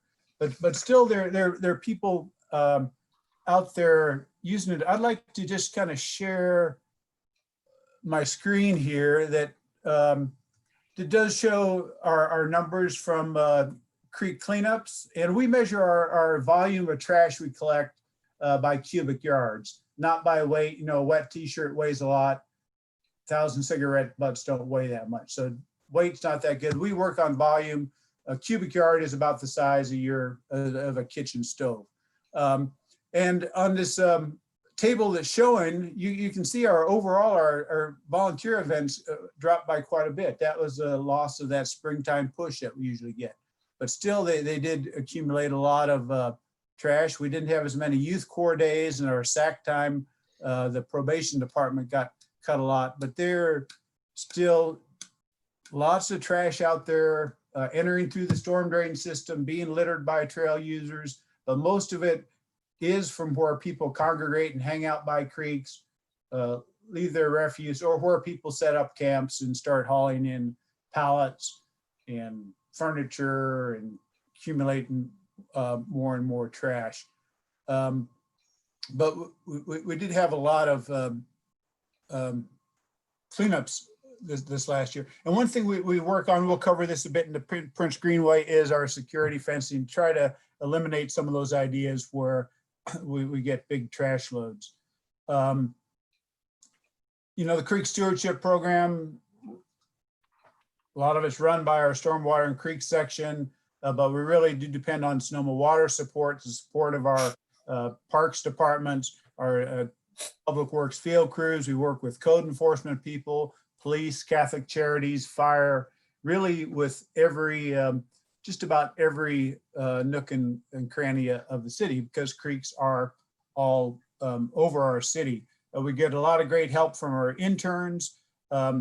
Environment is our education consultant, and they do a really, really good job of reaching our youth. This year, we actually had over 10,000 education hours, which is the most ever, even though we had to cut short our season. So we are reaching into schools, and the schools are appreciative. It's a fun learning activity for their students to be engaged in creeks. Again, we had 97 community partners. We'll talk a little bit about more volunteer efforts when we get into the Prince Greenway. But the Creek Stewardship Program is continuing. We get tons of questions from the public about creeks, and people care about their creeks here in Santa Rosa. Alistair, as usual, you are just doing a tremendous job for our city. I just want to say thank you. Really, without your efforts and the department, it would be very sad to see what would happen to our creeks, because people just don't take as good a care as they should oftentimes, and they're highly used. So we could take questions right now if you have one specifically on this report, or we could go right into the Prince Greenway issue, and then we could have Alistair present his information. He has a Creek Stewardship Program report on the Greenway. So does anyone have a question on what Alistair just presented, or should we just move on? Charles. Yeah, real quick. One of the reasons I got stuck on this, or I got to be on this committee, is because I've been using my bike to cover all the unpaved creek paths in town, and it's a great recreational resource. I appreciate everybody that's involved with creeks, what they're doing. But I did note last or week before last, there were some closures on, I'm not sure if it was Prince Memorial or the county section of the Santa Rosa Creek Trail. And I just feel like, and I ride the creeks all the time and I'm out there all the time, and I didn't know about these closures till I got there. If there's, I don't know if you have anything to do with this, Alistair, but I think there could be some better communications. We know the county did a similar thing on Joe Rodota. So when the creeks are going to be closed, those of us that use them would like to know about it. So thank you for that little time.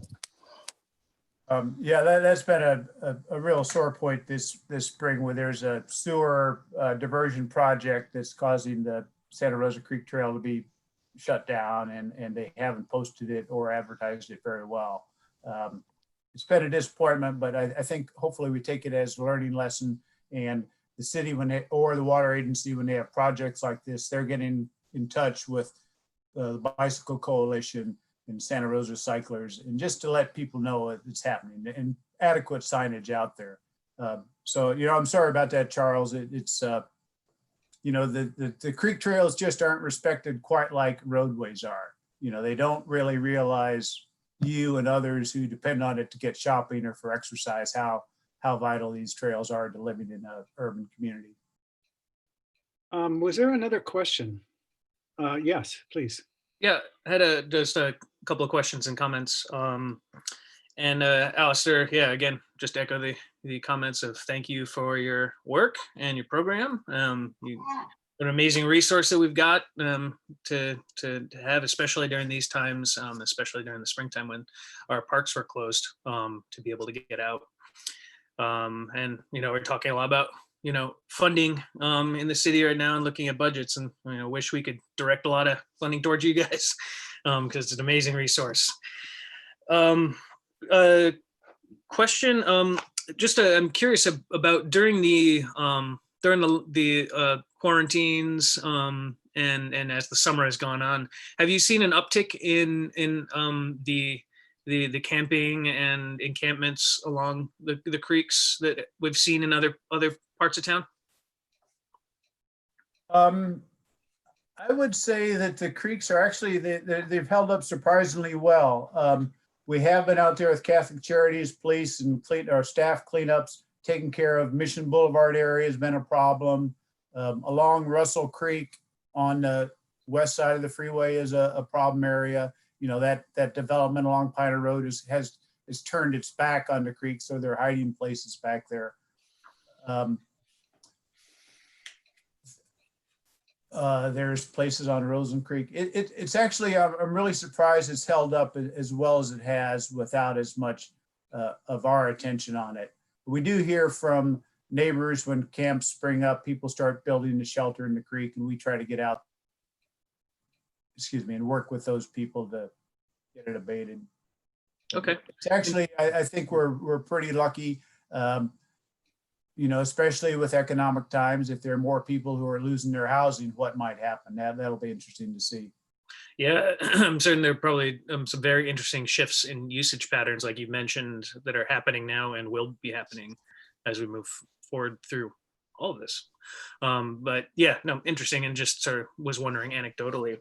One thing that I was thinking, it was great to hear that your numbers in terms of education and engagement were going gangbusters through the year until the brakes got put on. But one of the things that could be an interesting thing for you to potentially outreach to the schools and community groups. I'm a parent of a first grader who is, of course, distance learning, and is in a kind of a pod situation. I know that a lot of families are doing, well, everyone's doing distance learning. Hopefully we'll get to a hybrid model of some in class, some not, maybe this year. But there are a lot of people doing kind of small class type pod situations where it's, a handful of students, so families working together. And then a lot of people have pulled their kids out of schools to do homeschooling. And I think that that a lot of parents and a lot of students are really looking for activities and things to do. And I think that it could be a really amazing educational opportunity for you that is not kind of organized activities, but to have something where you're providing an outdoor resource for students to use. And it could be, some of that outreach could be talking to the schools and seeing what could, how the creeks and the stewardship could meet some of the California state standards, how you could sort of make your stewardship into more of a curriculum side of things, or leave that in their hands, and then you guys just be the forum for that. And then also, and I'm not certain how this would work, but outreaching maybe through the schools, but trying to get involved with some of those community groups that are doing either homeschooling or the pod situations at home. I think that it could be a really great time for you guys to capture a lot of educational opportunities. So, silver linings in these difficult times. And so it could be a really great opportunity for you to try and get in. Yeah, just something to think about. And of course, I know that your resources are stretched thin as well. So yeah, any thoughts on that, or you guys have been talking? Well, great ideas there. And I think we're following up on those with, wait till Creek Week comes along. Our website will have activities that families can do from home. And then that'll give us a platform to build on. In the spring, we did offer schools, guest speakers, remoteness and that. And we'll take that up again. Usually it takes schools, they're getting going now. After Labor Day, we kind of, once they get in a routine, we start hitting them. Hey, we got this too, if you want to add it. Okay. Yeah, definitely. I mean, I know from just my interaction with schools that they're also, everyone's trying to figure it out as we go along, but that this could be, if you present yourself as an opportunity to say, hey, we're here. It might not be group activities, but we have maybe walks or quests or treasure hunts kind of things that could be used for that. Good idea, Adam. Okay, thanks. So unless there are other questions specifically on the item Alistair just presented, maybe we should move on and consider the same general issues regarding the Prince Memorial Greenway and move to section 6.3. I just had one real quick thing, Steve. Can you hear me? I can hear you. Go right ahead, Arthur.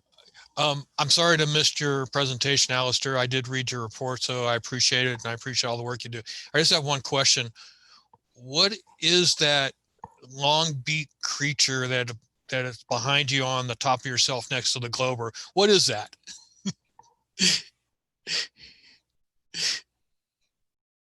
Oh, you're muted, Alistair. You're muted. You're muted, Alistair. Ah. Alistair, you were muted. There we go. Sorry. That's a toucan. You got to eat your Fruit Loops. Thank you. From Ecuador.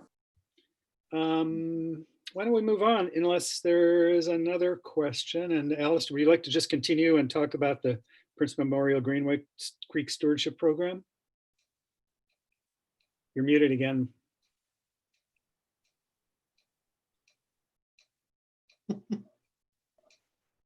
Can't hear you. Uh-oh. Muted again.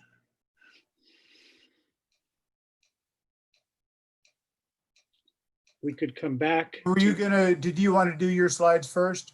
It doesn't matter. I thought since you kind of have the stage here, you might talk about the stewardship, and then I'm going to show the slides. So if you want to give a brief presentation, that would be helpful. Okay. Well, thanks. Yeah. So I'll share my screen again, and I tell you, the Prince Memorial Greenway is the focus of so much of the creek stewardship. It's such a hub there of not only the waters that flow through Santa Rosa, but also the trails, the Smart Trail, the Joe Rodota Trail, the Santa Rosa Creek Trail. It connects down Sonoma Avenue, Bikeway, out there and someday to the Southeast Greenway. And as downtown revitalizes, just it's going to be more and more. It'll take us to realize really the benefits that the creek offers us there through the Greenway. And this picture just shows, you know, some of the great things we're doing down there. People enjoying it, learning down there, helping to care for it. I also have some aerials that Michelle also has if we want to go to those for reference, you know, the overall view or the eastern part of the Greenway from Santa Rosa to Olive Park. And this map here kind of shows the different land uses along the Greenway, with the brown along the creek, the Sonoma Water, they own most of the creek. The yellow is city properties, our parks and City Hall. The orange is either Caltrans or Smart. And then the blue is Luther Burbank School. But we have these slides if we need them. And again, Sonoma Water provides about half the funding for our program. I'm a city employee, but I work really closely with them. And not just on the Greenway, but on creeks throughout the city. You know, as you guys know, having been down there, we do have problems along the Greenway. We've tried to fence off areas using security fencing to keep people from areas where they're not going to be able to set up a point to live or accumulate trash, do drugs, whatever is happening along there. And it can be a little depressing sometimes down there on the Greenway. But just over the years, it still continues to get better and better. And we're putting in a lot of work on cleanups. This table, in our shortened COVID year of 2019-20, we did still have 22 volunteer cleanups. You know, they took out 40 kitchen stoves worth of trash. Our youth corps were down there mainly doing vegetation work for visibility, getting rid of non-natives. Stormwater and creek staff were down there usually doing spot cleanups from reports we'd gotten. But you can see, even only going down there 14 times, they got 27 cubic yards. That's a pretty good haul. The probation department, they do the dirty work. When we have problems with where police, Catholic Charities are needed, usually we'll follow up their actions with our SAC crew, supervised adult. And they went down there 22 times during the year, and the amount of hours they spent is about 9 days. And of course, you know, parks, our city parks, regional parks is cleaning up Joe Rodota Trail, Sonoma Water is down there. There are a lot of other cleanups going on besides what the Creek Stewardship Program does.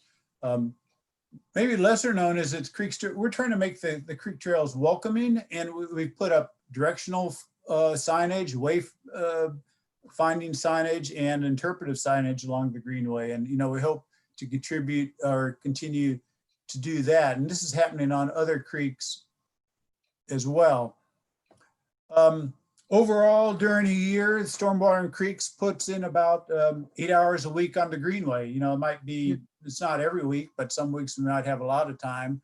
And half of that time is spent on maintenance, vegetation, cleaning up, and about half the time with volunteers or educational groups. Like I said, you know, SAC and Youth Corps, they're down there a total of 12 full days. And our volunteer hours, even though they're down for the year, we still almost got 1,000 hours of volunteer help taking care of that place.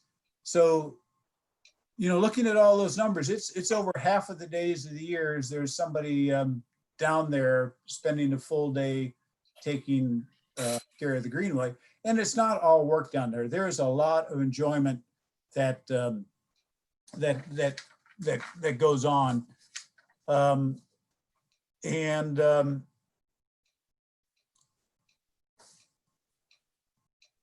I think that's about it. I'm happy to answer any questions. You know, Steve has a little piece on parks and or on Sonoma Water, and we'll cover parks here in a bit. Yeah, I think we'll move on to We Steve work with everybody at down this there. point. Steve Brady, would you like to make any comments before I do my slides? Okay, sure. And I actually have a PowerPoint that I want to share. Let's see.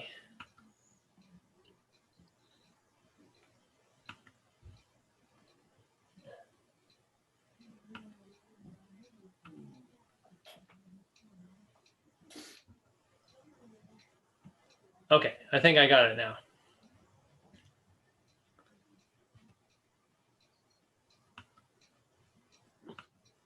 Okay, can you all see the PowerPoint now? Yes. All right. Well, we had tried to coordinate to get Sonoma Water here today, and unfortunately they couldn't be here. But like Alistair, he spoke about, we coordinate with them all the time, and they're really our equal partner on the Creek Stewardship Program.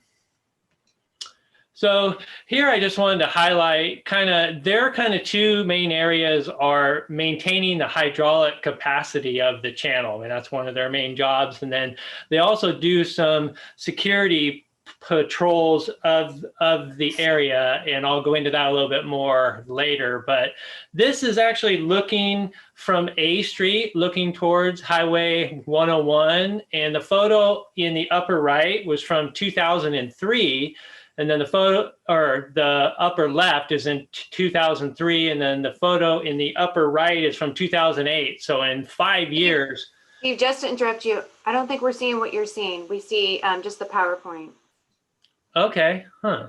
Steve, if you click enable, I think it said like enable editing, you'll be able to put it into presentation mode, and then we'll be able to see what you're looking at. Okay, right. Screen share.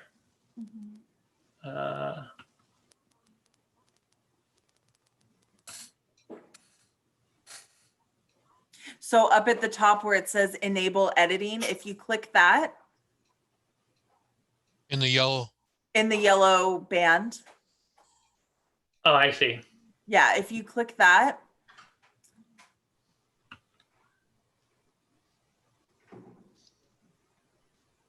And then you should be able to put it into presentation mode. At the top, there's a little screen with a little circle and play. Actually, right there, it says from the beginning. If you click on that, yeah, that should take you right into it. There okay. You go. Perfect. All right. Sorry about that. Everything was looking good on my end. So yeah, like as I spoke about, one of the main things for Sonoma Water is their vegetation maintenance. So this is looking downstream of A Street, and the photo on the upper left is from 2003, and then the photo on the upper right is 2008. And you can see in 5 years things really changed. And this was after one of the phases of the Prince Greenway was completed, and all of the planting that happened, and things really grew from there. And then the photos on the lower part are from 2012 and 2013. So you can see in a 10-year period, it really changes to a really nice riparian area with lots of trees and vegetation, which can be an issue for the hydraulic maintenance out there. So Sonoma Water has done maintenance of the Greenway three or four times since it's been built. So about every 3 to 4 years.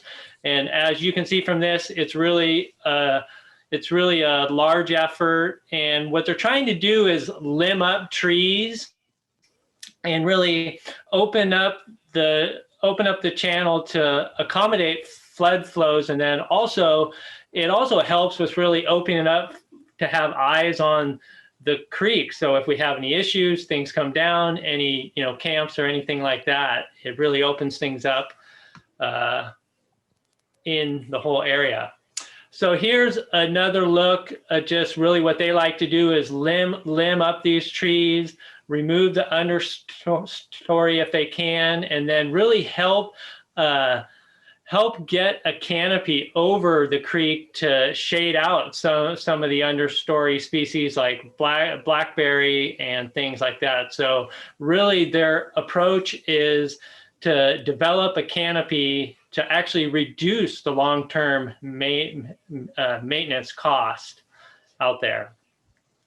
And this is a shot downstream of actually Pearson Street, and this is just outside of the Prince Greenway, but this is really what they're trying to do is, like I said, get a canopy and get a more of a natural channel, and hopefully it'll be less maintenance in the future and a lot better habitat by lowering stream temperatures and providing habitat for wildlife.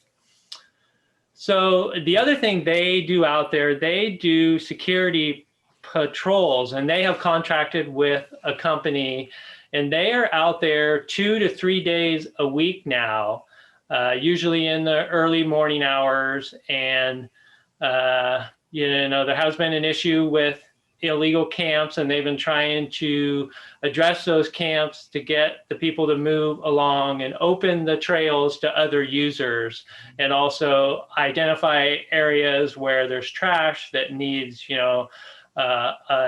needs more work to come in and clean that up. And sometimes their crews can clean up some trash, or they will forward those reports on to us. And when we have a crew out there, we can try and address those.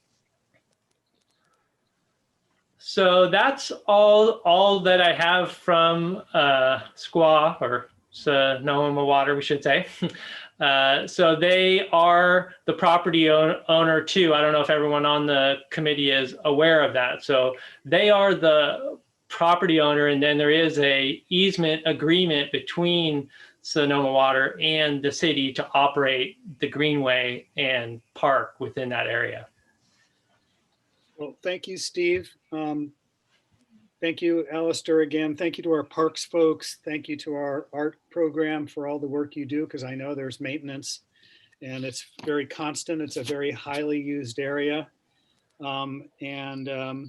What I'd like to do now is to move into a presentation I have. I'll try to make it brief so we still have time to discuss the things that were mentioned previously. And what I'm going to do is switch over to my screen, and hopefully you'll be able to see it. Let's see how this works.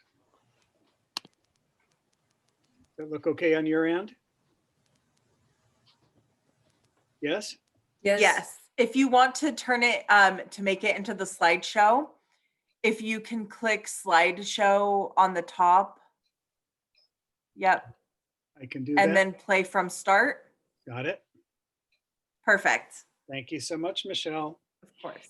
So what I'd like to do is to try my best to summarize what we saw on our walk along the creek back in the fall, I guess it was, and to kind of confirm what we all saw. Charles, I know you weren't there, but we are at least trying to get kind of a groundwork to be able to work from, because we noticed that there were issues in spite of all the fine work that's being done by the city and the water agency on the creek. And so, yes, the creek has a lot of effort going toward it, but it's a lot of it is 20 years old. And some things have happened that have been good things, others have been bad, and others have just languished. And so from my point of view, which by the way goes back to 1989, I was one of the first 6 people who walked on the Greenway and started the Committee for Restoring Santa Rosa Creek, and have been involved the entire time.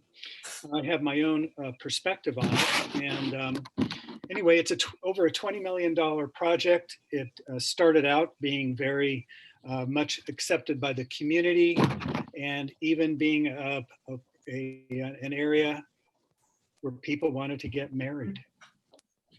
I would love to envision this today, but my mind doesn't take me there at the very moment, because we've seen a change in the Greenway over the years, in spite of all the good work that has occurred. So I'm going to point out some issues. I'm not going to show a lot of slides. I'm going to have 1 slide per issue just to keep it brief. And I just want to say, for one thing, isolation on the Greenway has been a chronic issue. It does not have much access to and from neighboring land uses. There are at the streets pathways going down, but there really has never been the kind of relationship from surrounding land uses to the creek. And there's kind of been I would say, a decline in the usage of the creek from the general community. I talked to many people who are very reluctant to go down there, even though a lot of bike riders and walkers do go. It still has an image today that I think is much different than when it was initially built. And I think a lot of people are afraid to go down there. And I think we're reaching a point now where we really have to figure out how we're going to do something to upgrade the area and to bring the community back. Because if we don't, it'll languish and it will decline. And I think our investment will be in jeopardy. And it won't achieve the goals we have, which are to have an off-street bikeway path system, of which this is a hub. And an off-street walking path system to deal with climate change, to be able to provide a place for all the people we envision with the downtown station area plan. So let me just go issue by issue here briefly. For one thing, regarding surrounding land uses, there has not been any kind of relationship that has been established. And this is nobody's fault. It just has not really evolved into one that I'm aware of. This is showing the Grape Arbor area by the hotel there, which the Hyatt, which was, I believe we approved this area as well as fencing to go on the Hyatt area property. The fencing has been trampled down and this area has languished. And I think that it might be worth looking back to see what we actually approved there, because it doesn't look like what I envisioned it to look like after the hotel planted the area. Another example is the area where there's a beer pub over here near Warming Trends, kind of near the Sears Auto Center. And it has the right kind of fencing, except that slats were put horizontally, which then prevent people from actually looking out at the creek. So, here we go again. There are no eyes on the creek. There is no interface. Person walking on the creek is isolated from surrounding land uses, even in an area where there could be eyes on the creek. The hotel used to have an open gate. It got locked.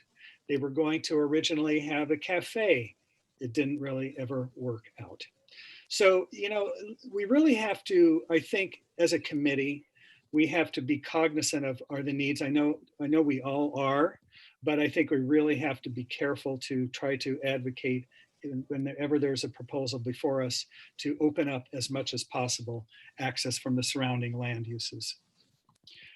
There has been a degradation of various features of the Greenway. Again, this is Daniel Alberti's sphere that is part of the requirement that the hotel had to, when the redevelopment agency was alive, to put in public art.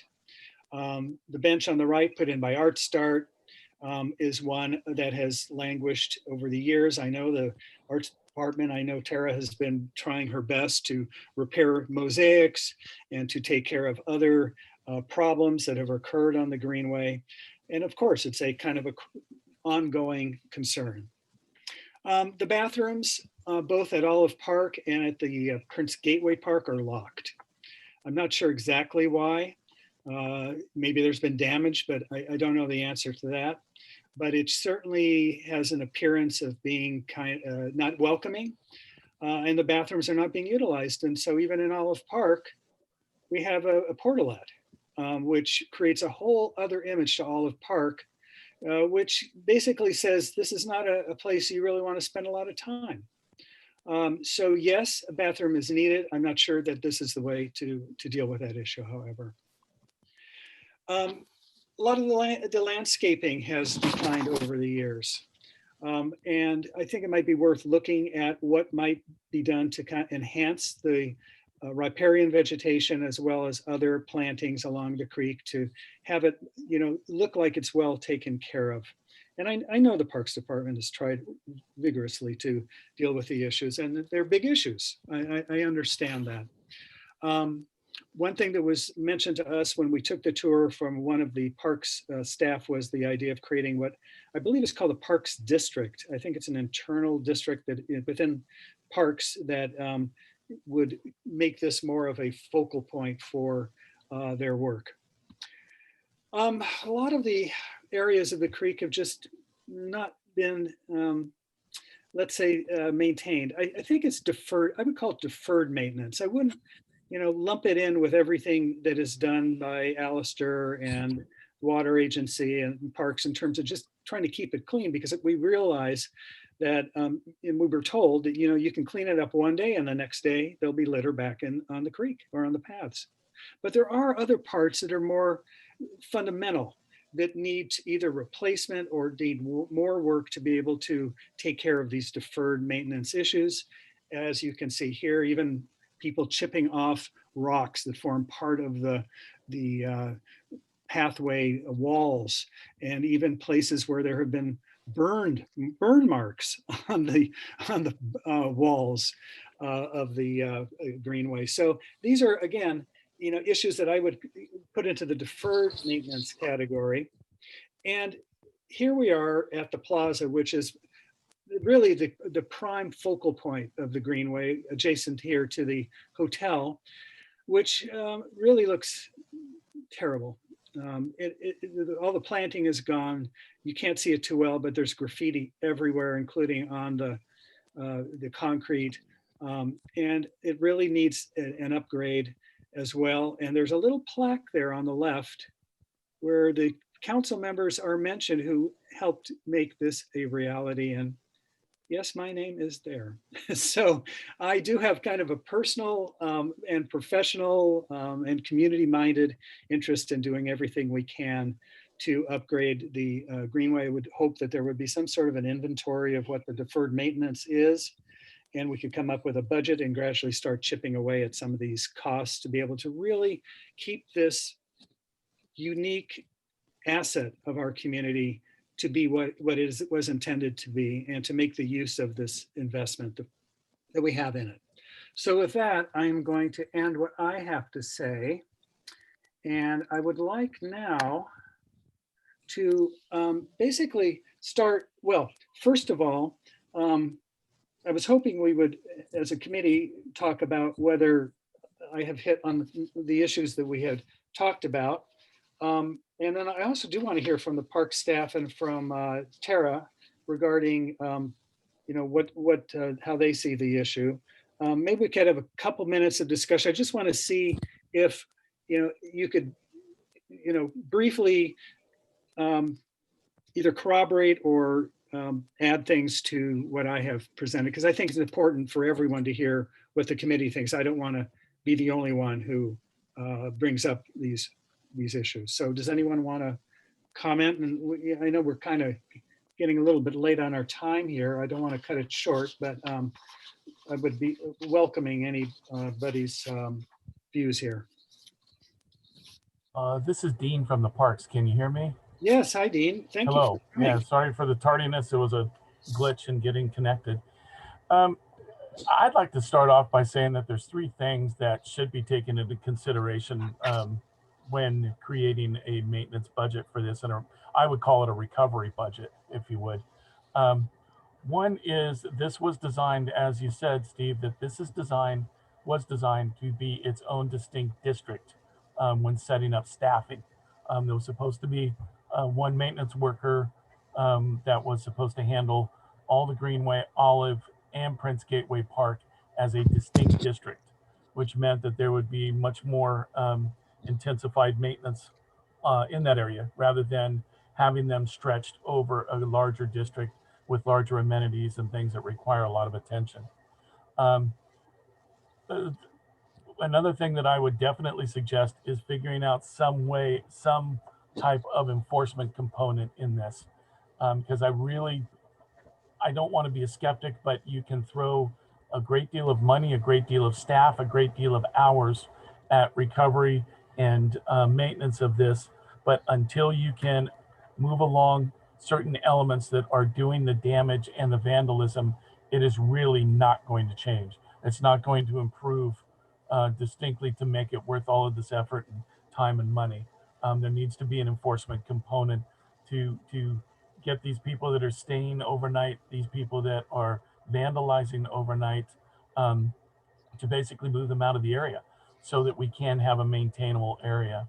One other thing, and I don't know if everybody's aware of this, but there was never a water easement secured for an entire section of the Greenway. So literally when the temporary water connection for the north side of the Greenway, literally from basically Olive all the way to Santa Rosa Avenue on the north side of the Greenway, once that temporary water easement to do plant establishment when it was initially built was taken away, there was another one was not secured. So there was literally no irrigation on that north side of the Greenway. So there would have to be a meter set, a backflow set. Now at this point, it would all have to be new irrigation put throughout, because the irrigation has just, it's in shambles, both from non-use and from vandalism, all those other good things. So those are three really distinct components. I think that if you're going to go forward and make a true investment in this, which I think you should, I also happen to really think this is a terrific amenity for the city of Santa Rosa. It's just a shame that these things have kind of contrived to take down the quality of the workmanship that was there. So this is just, from a maintenance standpoint, these are three very, very important things that need to be discussed when talking about setting a budget and going forward. Dean, I really want to thank you. I appreciate your comments, and you're telling us things that I was not aware of as well. And we'll come back to these, I'm sure. While we're hearing from the staff, Tara, I think you're at this meeting. I see you're, oh, there you are. Hi. Hi, Tara. Could you maybe address the public art component, just since I brought it up? Sure. Yes, of course. I think I might share my screen really briefly just to show you a couple things that might be helpful to see. I'll make this as large as I can. So can everyone see that? So this is a list. It's a little outdated, but mainly all still correct, of all of the items in the city's art collection that are along the Prince Memorial Greenway, including some of the privately owned items that were put in by the hotel, the Hyatt Hotel. So there's several pieces that are the city's responsibility to maintain and care for. The ones that are privately owned are noted there. And we have had a couple conservators, art conservators, kind of evaluate our collection. We currently have a contract with one firm called Preservation Arts that we have worked through a list of all of the items in the city's collection to identify priority maintenance needs, maintenance and repair needs. Last year, where is it? Last year, the fish sculpture, Guardian of the Creek, was repaired with their oversight and with Art Start artists working on those repairs. That was a very extensive project, but to be honest, it was only kind of a phase one treatment plan. We're going to be monitoring that and taking a closer look at it over time because of some structural issues that may need to be dealt with at some point. But that piece was repaired in 2016 after many, many years of redesigning. The dragon tile mural was completed with painted steel dragon heads. Since that time, so 4 years now, we have not seen the same type of vandalism that we saw over the many years prior. So we are happy to see that progress. The ZAG artwork, which was originally commissioned by the Vineyard Creek Hotel as a redevelopment art requirement, was really abandoned by the hotel. And when the city reached out to them to see if they could take over maintenance of it, they declined. So the Art and Public Places Committee did adopt that piece a couple years ago. And since then, we've been working with the artist to repair and relocate it. And actually just this week, Michael Hayden is installing the repaired new piece on the pedestrian bridge over the creek that is closer to Prince Gateway Park. And that will be functional and working in a few days. But that has been in the works for literally 10 years to get that done. So, so as you can see, there's many pieces that do need our attention and our care. In regards to the benches, a decision was made with our conservator that due to the ongoing misuse and vandalism and damage occurring, that we would be removing benches as needed when they get to a point where they're unsafe and just not usable, but not replacing or repairing them at this time, given the current conditions along the creek trail.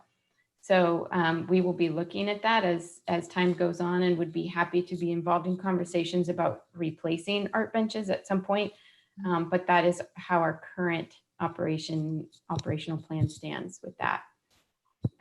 Because our staffing is limited and our resources are limited with the public art program, you know, we don't have eyes on the creek and on the artworks as often as we wish. So I really encourage all the committee members, as well as members of the public, if they see something, please report it so that we can put it on our list of items. I'm happy to answer any questions. Thank you, Tara. So committee,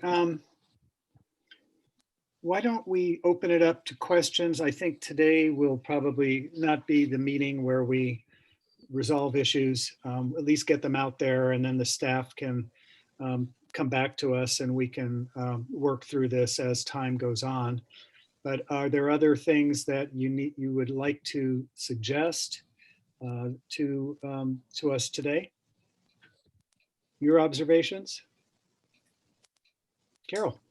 I noticed in early communication from Michelle that an upcoming project that may be becoming before us is the cannery site, which loops into, if we have the chicken and the egg, do we clean it up and hope people move in? Do we have people move in and hope that it's adopted as a neighborhood park? I see a horrible prolonged stopgap measure is the current state of affairs. And that my hope is that when there are people actually living and this is their park of residence, that it will be adopted. I don't know how it can be maintained otherwise. So I'm just wondering, is this cannery development something that might happen in the next 5 years? Is it a wing and a prayer? It's so similar in my mind to what we looked at earlier this morning, where there's this great opportunity for this new community to be eyes on this creek. Do we have upcoming another opportunity for this as of yet non-existent community to be our partner? That's it. Through the chair, I can comment on that project. Please, Amy. If you'd like. The cannery project was actually approved yesterday.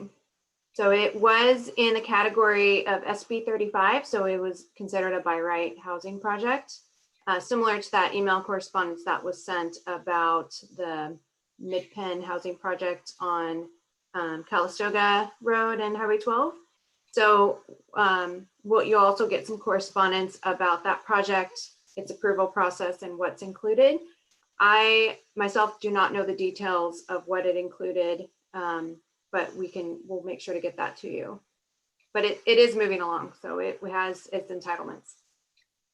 I must say I find it interesting that it's already approved and we never knew about it. But so the Senate Bill 35 is new legislation. So if jurisdictions are not meeting their regional housing allocations, they have to allow affordable housing to be approved ministerially. So by right, no discretion.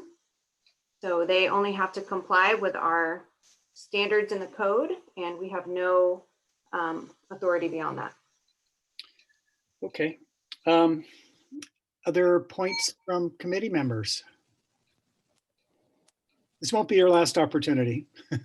This is going to be something we're going to have to come back to and work on, obviously. We're not going to wrap it up in an hour or less. Steve, I'd like to throw out, this is Dean again, I'd like to throw out just real quick the comment about the portables. As of right now, as a system, we have all of the brick and mortar restrooms closed throughout the park system, including Prince Gateway Park. That is system wide. Part of it is well, the majority of it is based on the COVID restrictions that are going on right now. So there was portables brought in certain areas where there's high traffic areas, simply as a courtesy. But for now, we're just waiting the green light to open brick and mortar again. So that's about all I have on it at the moment. So, well, Dean, thanks for clarifying that. That does help. Other comments? Yes. One question, Steve. Thanks for pulling that together, that presentation. It seems that an interesting thing to have done, and it's a larger concern as well because it involves budget and funding, but to have kind of a baseline inventory. We have the information from when it was installed and then planned, but now 20 years later, it seems that it would be useful to have, see what we've got and then develop priorities from that. It seems like that would be something that would be useful. So it seems like a first step would almost even be to do a study of what we have. Thank you, Adam.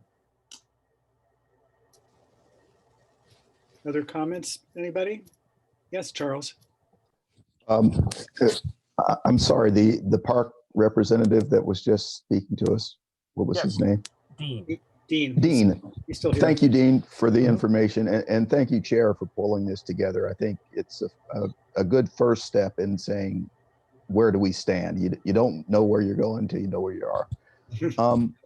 I think the downtown station area plan addresses two of the issues you brought up: the isolation and the poor relation of land uses around the creek. I think there's a lot of promise in those plans to change the way we look at land use around the creek.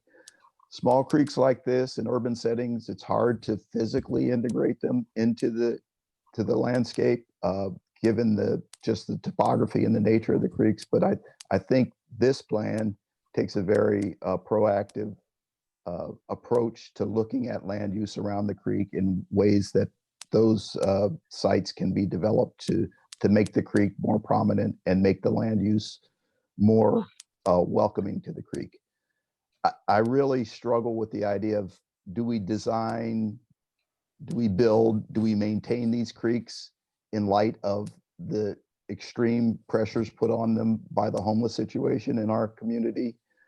I'd like to think that our society will recover to the point, because it's a societal problem that causes this. It's not the way we design, maintain, and use these things. It's a bigger problem than that. But I think we keep in mind the community we want when we talk about how we want these areas designed, built, and maintained. And we can't be reactionary to a situation that should get better and should be dealt with by other aspects of government. All that said, we still have a creek that we all love and want to see in a better situation. So I endorse the chair's idea of taking a good hard look at what conditions are, and the park's position that we're not looking at a maintenance plan here. We're looking at a recovery plan. This is a kind of a new capital improvement. So I think the council really needs to start looking at this and these downtown area shared open space improvements as necessary capital improvements, and that they get filtered into the capital improvement plans through higher government structures. I'm not sure that answers any questions or gives any good direction, but that's my impression. No, I think that's very helpful, Charles. Thank you. I'm noting down your comments. Anybody else want to say anything, or does anybody from the staff want to respond at this point to what we've been talking about? I have a sad anecdote. In participating in cleanups, working on the first Saturday with Stan Gow, I had the opportunity to do some maintenance work in the plaque area. And there were plantings in the plaque area. It's also a very level sleeping area. The plants were all essentially killed by the homeless population. The next idea was, well, let's make it inconvenient. We'll bring in great big rocks. Now, this is hardly a solution to bring in great big rocks. It's a stopgap measure, but to keep replanting only to have it trampled also makes no sense. I really see this as a stopgap measure, that we're in a stopgap period. And stopgap is frustrating, and I don't know if it's, I have no answers, but that was my participation. I'll just pipe in from the staff perspective that I think this is a good conversation, and I'm taking, and just Steve, so you know, I'm taking notes on this. And my vision is after this meeting is over, that we'll convene as a staff and just walk through what we heard and try to identify some next steps and probably bring this back to the committee next month. Thank you, Amy. I think that makes total sense. I was hoping that would be the direction. It just makes sense. You've got a lot of talented people who care, who work for the city. And I think that, you know, when you all come together and try to look at what we might do, I think it would be very helpful for the committee to have that information, be able to consider it and put something together. And it won't be something together that is going to happen in 6 months. This will be a longer term kind of project, I'm sure, but we need to start somewhere. And I think this is a good start. And I'm guessing what may come out of it is a memo, a report of what we heard, and next steps could include your committee forwarding something to the council, or, you know, taking a more formal action just to formalize what you would like to see. But I will say, I know the city council is doing their session soon to look at the PG&E settlement money, and Chairman has forwarded the statement to them for that conversation. So that would also be a venue for you to comment appropriately, so that's going to happen before we come back and talk about options. But if you want to make sure it's on the funding docket as a potential, please make sure to stay looped in with that conversation. Yeah, I did forward a letter. We had talked about it at our last meeting to the council to ask them to consider improvements to the Greenway. We're in the vein of deferred maintenance, but we don't have specifics, of course, right now. But I'll be happy to follow up on that. And I might give you a call, Amy, and talk a little more detail about what you think should be conveyed. But I have started that process, and at least and I've had conversations with the mayor about this as well at our board and commission chair virtual lunch that we have every month. So it's a matter of, you know, getting it on their radar. So I will definitely do my best. Anything else? One thing, Steve, I think with the phase that we are, you know, it's been brought up that there's the immediate concerns, like Carol just brought up, that there are stopgaps, there are specific things on the ground that are happening.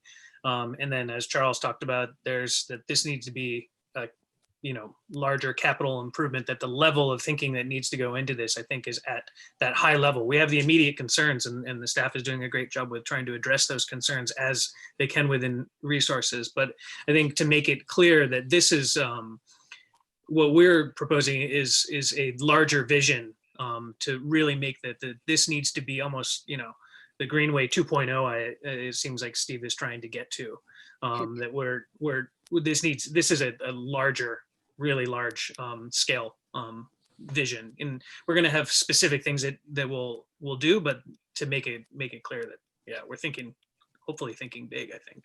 Yeah, I think you're right. Well put. And it will take some funding. One thing we might talk about sometime is whether the city parks have funds for deferred maintenance that might be available. I know there was some effort toward that. And I might ask, I don't know if Adam is still here, but that might be something to still consider. One other thing you may not know is that we all pay stormwater fees that go to the city. They used to be used for the creeks, and I don't know that they are still used for creek maintenance. Maybe Steve Brady knows that, but I think they probably more go into the general fund, into other programs. No, so we have a special assessment for our creek fund. So with our stormwater assessment, the majority of the money goes to creek restoration specifically. Oh, good. And then that funds our projects, like a lot of the Colgan Creek restoration, and then our creek stewardship program, and then kind of a little less than half the funding goes to our stormwater permit implementation, which is a big deal too. But, okay. So that's kind of how things are split up. Thanks for clarifying that. Dean, I don't know if you wanted to comment on my reference to the deferred maintenance and issue regarding funding that might be available through the parks. Honestly, that's above my pay grade when it gets into the budget depths of it. Okay. But I will say this: if I love what Mr. Carter was talking about running it clear up. I've been with the city for 31 years. If there's a way that we could run it up to a capital improvement level of importance, I think we would all be better served. I think it would move faster if it was at that kind of a level, rather than having to go in and battle. It's just that's a very personal observation. I think it's well worth it. If there's any way that you could promote getting staffing on a very focused area or zone, if you would, to properly maintain this, because it is time consuming. Every time graffiti gets applied to the rock surface that's there, it's not an easy thing just to go in and put on graffiti remover. We are dealing with limitations. We have to use our soda blaster, which is similar to a sand blaster, to remove it, but we use soda because it's inert and it can be utilized around waterways. But there's setup component to it, there's cleanup component to it. So if I can encourage you all to work towards making this a very focused, very distinct zone district, that would certainly help in the upkeep and the maintenance going forward.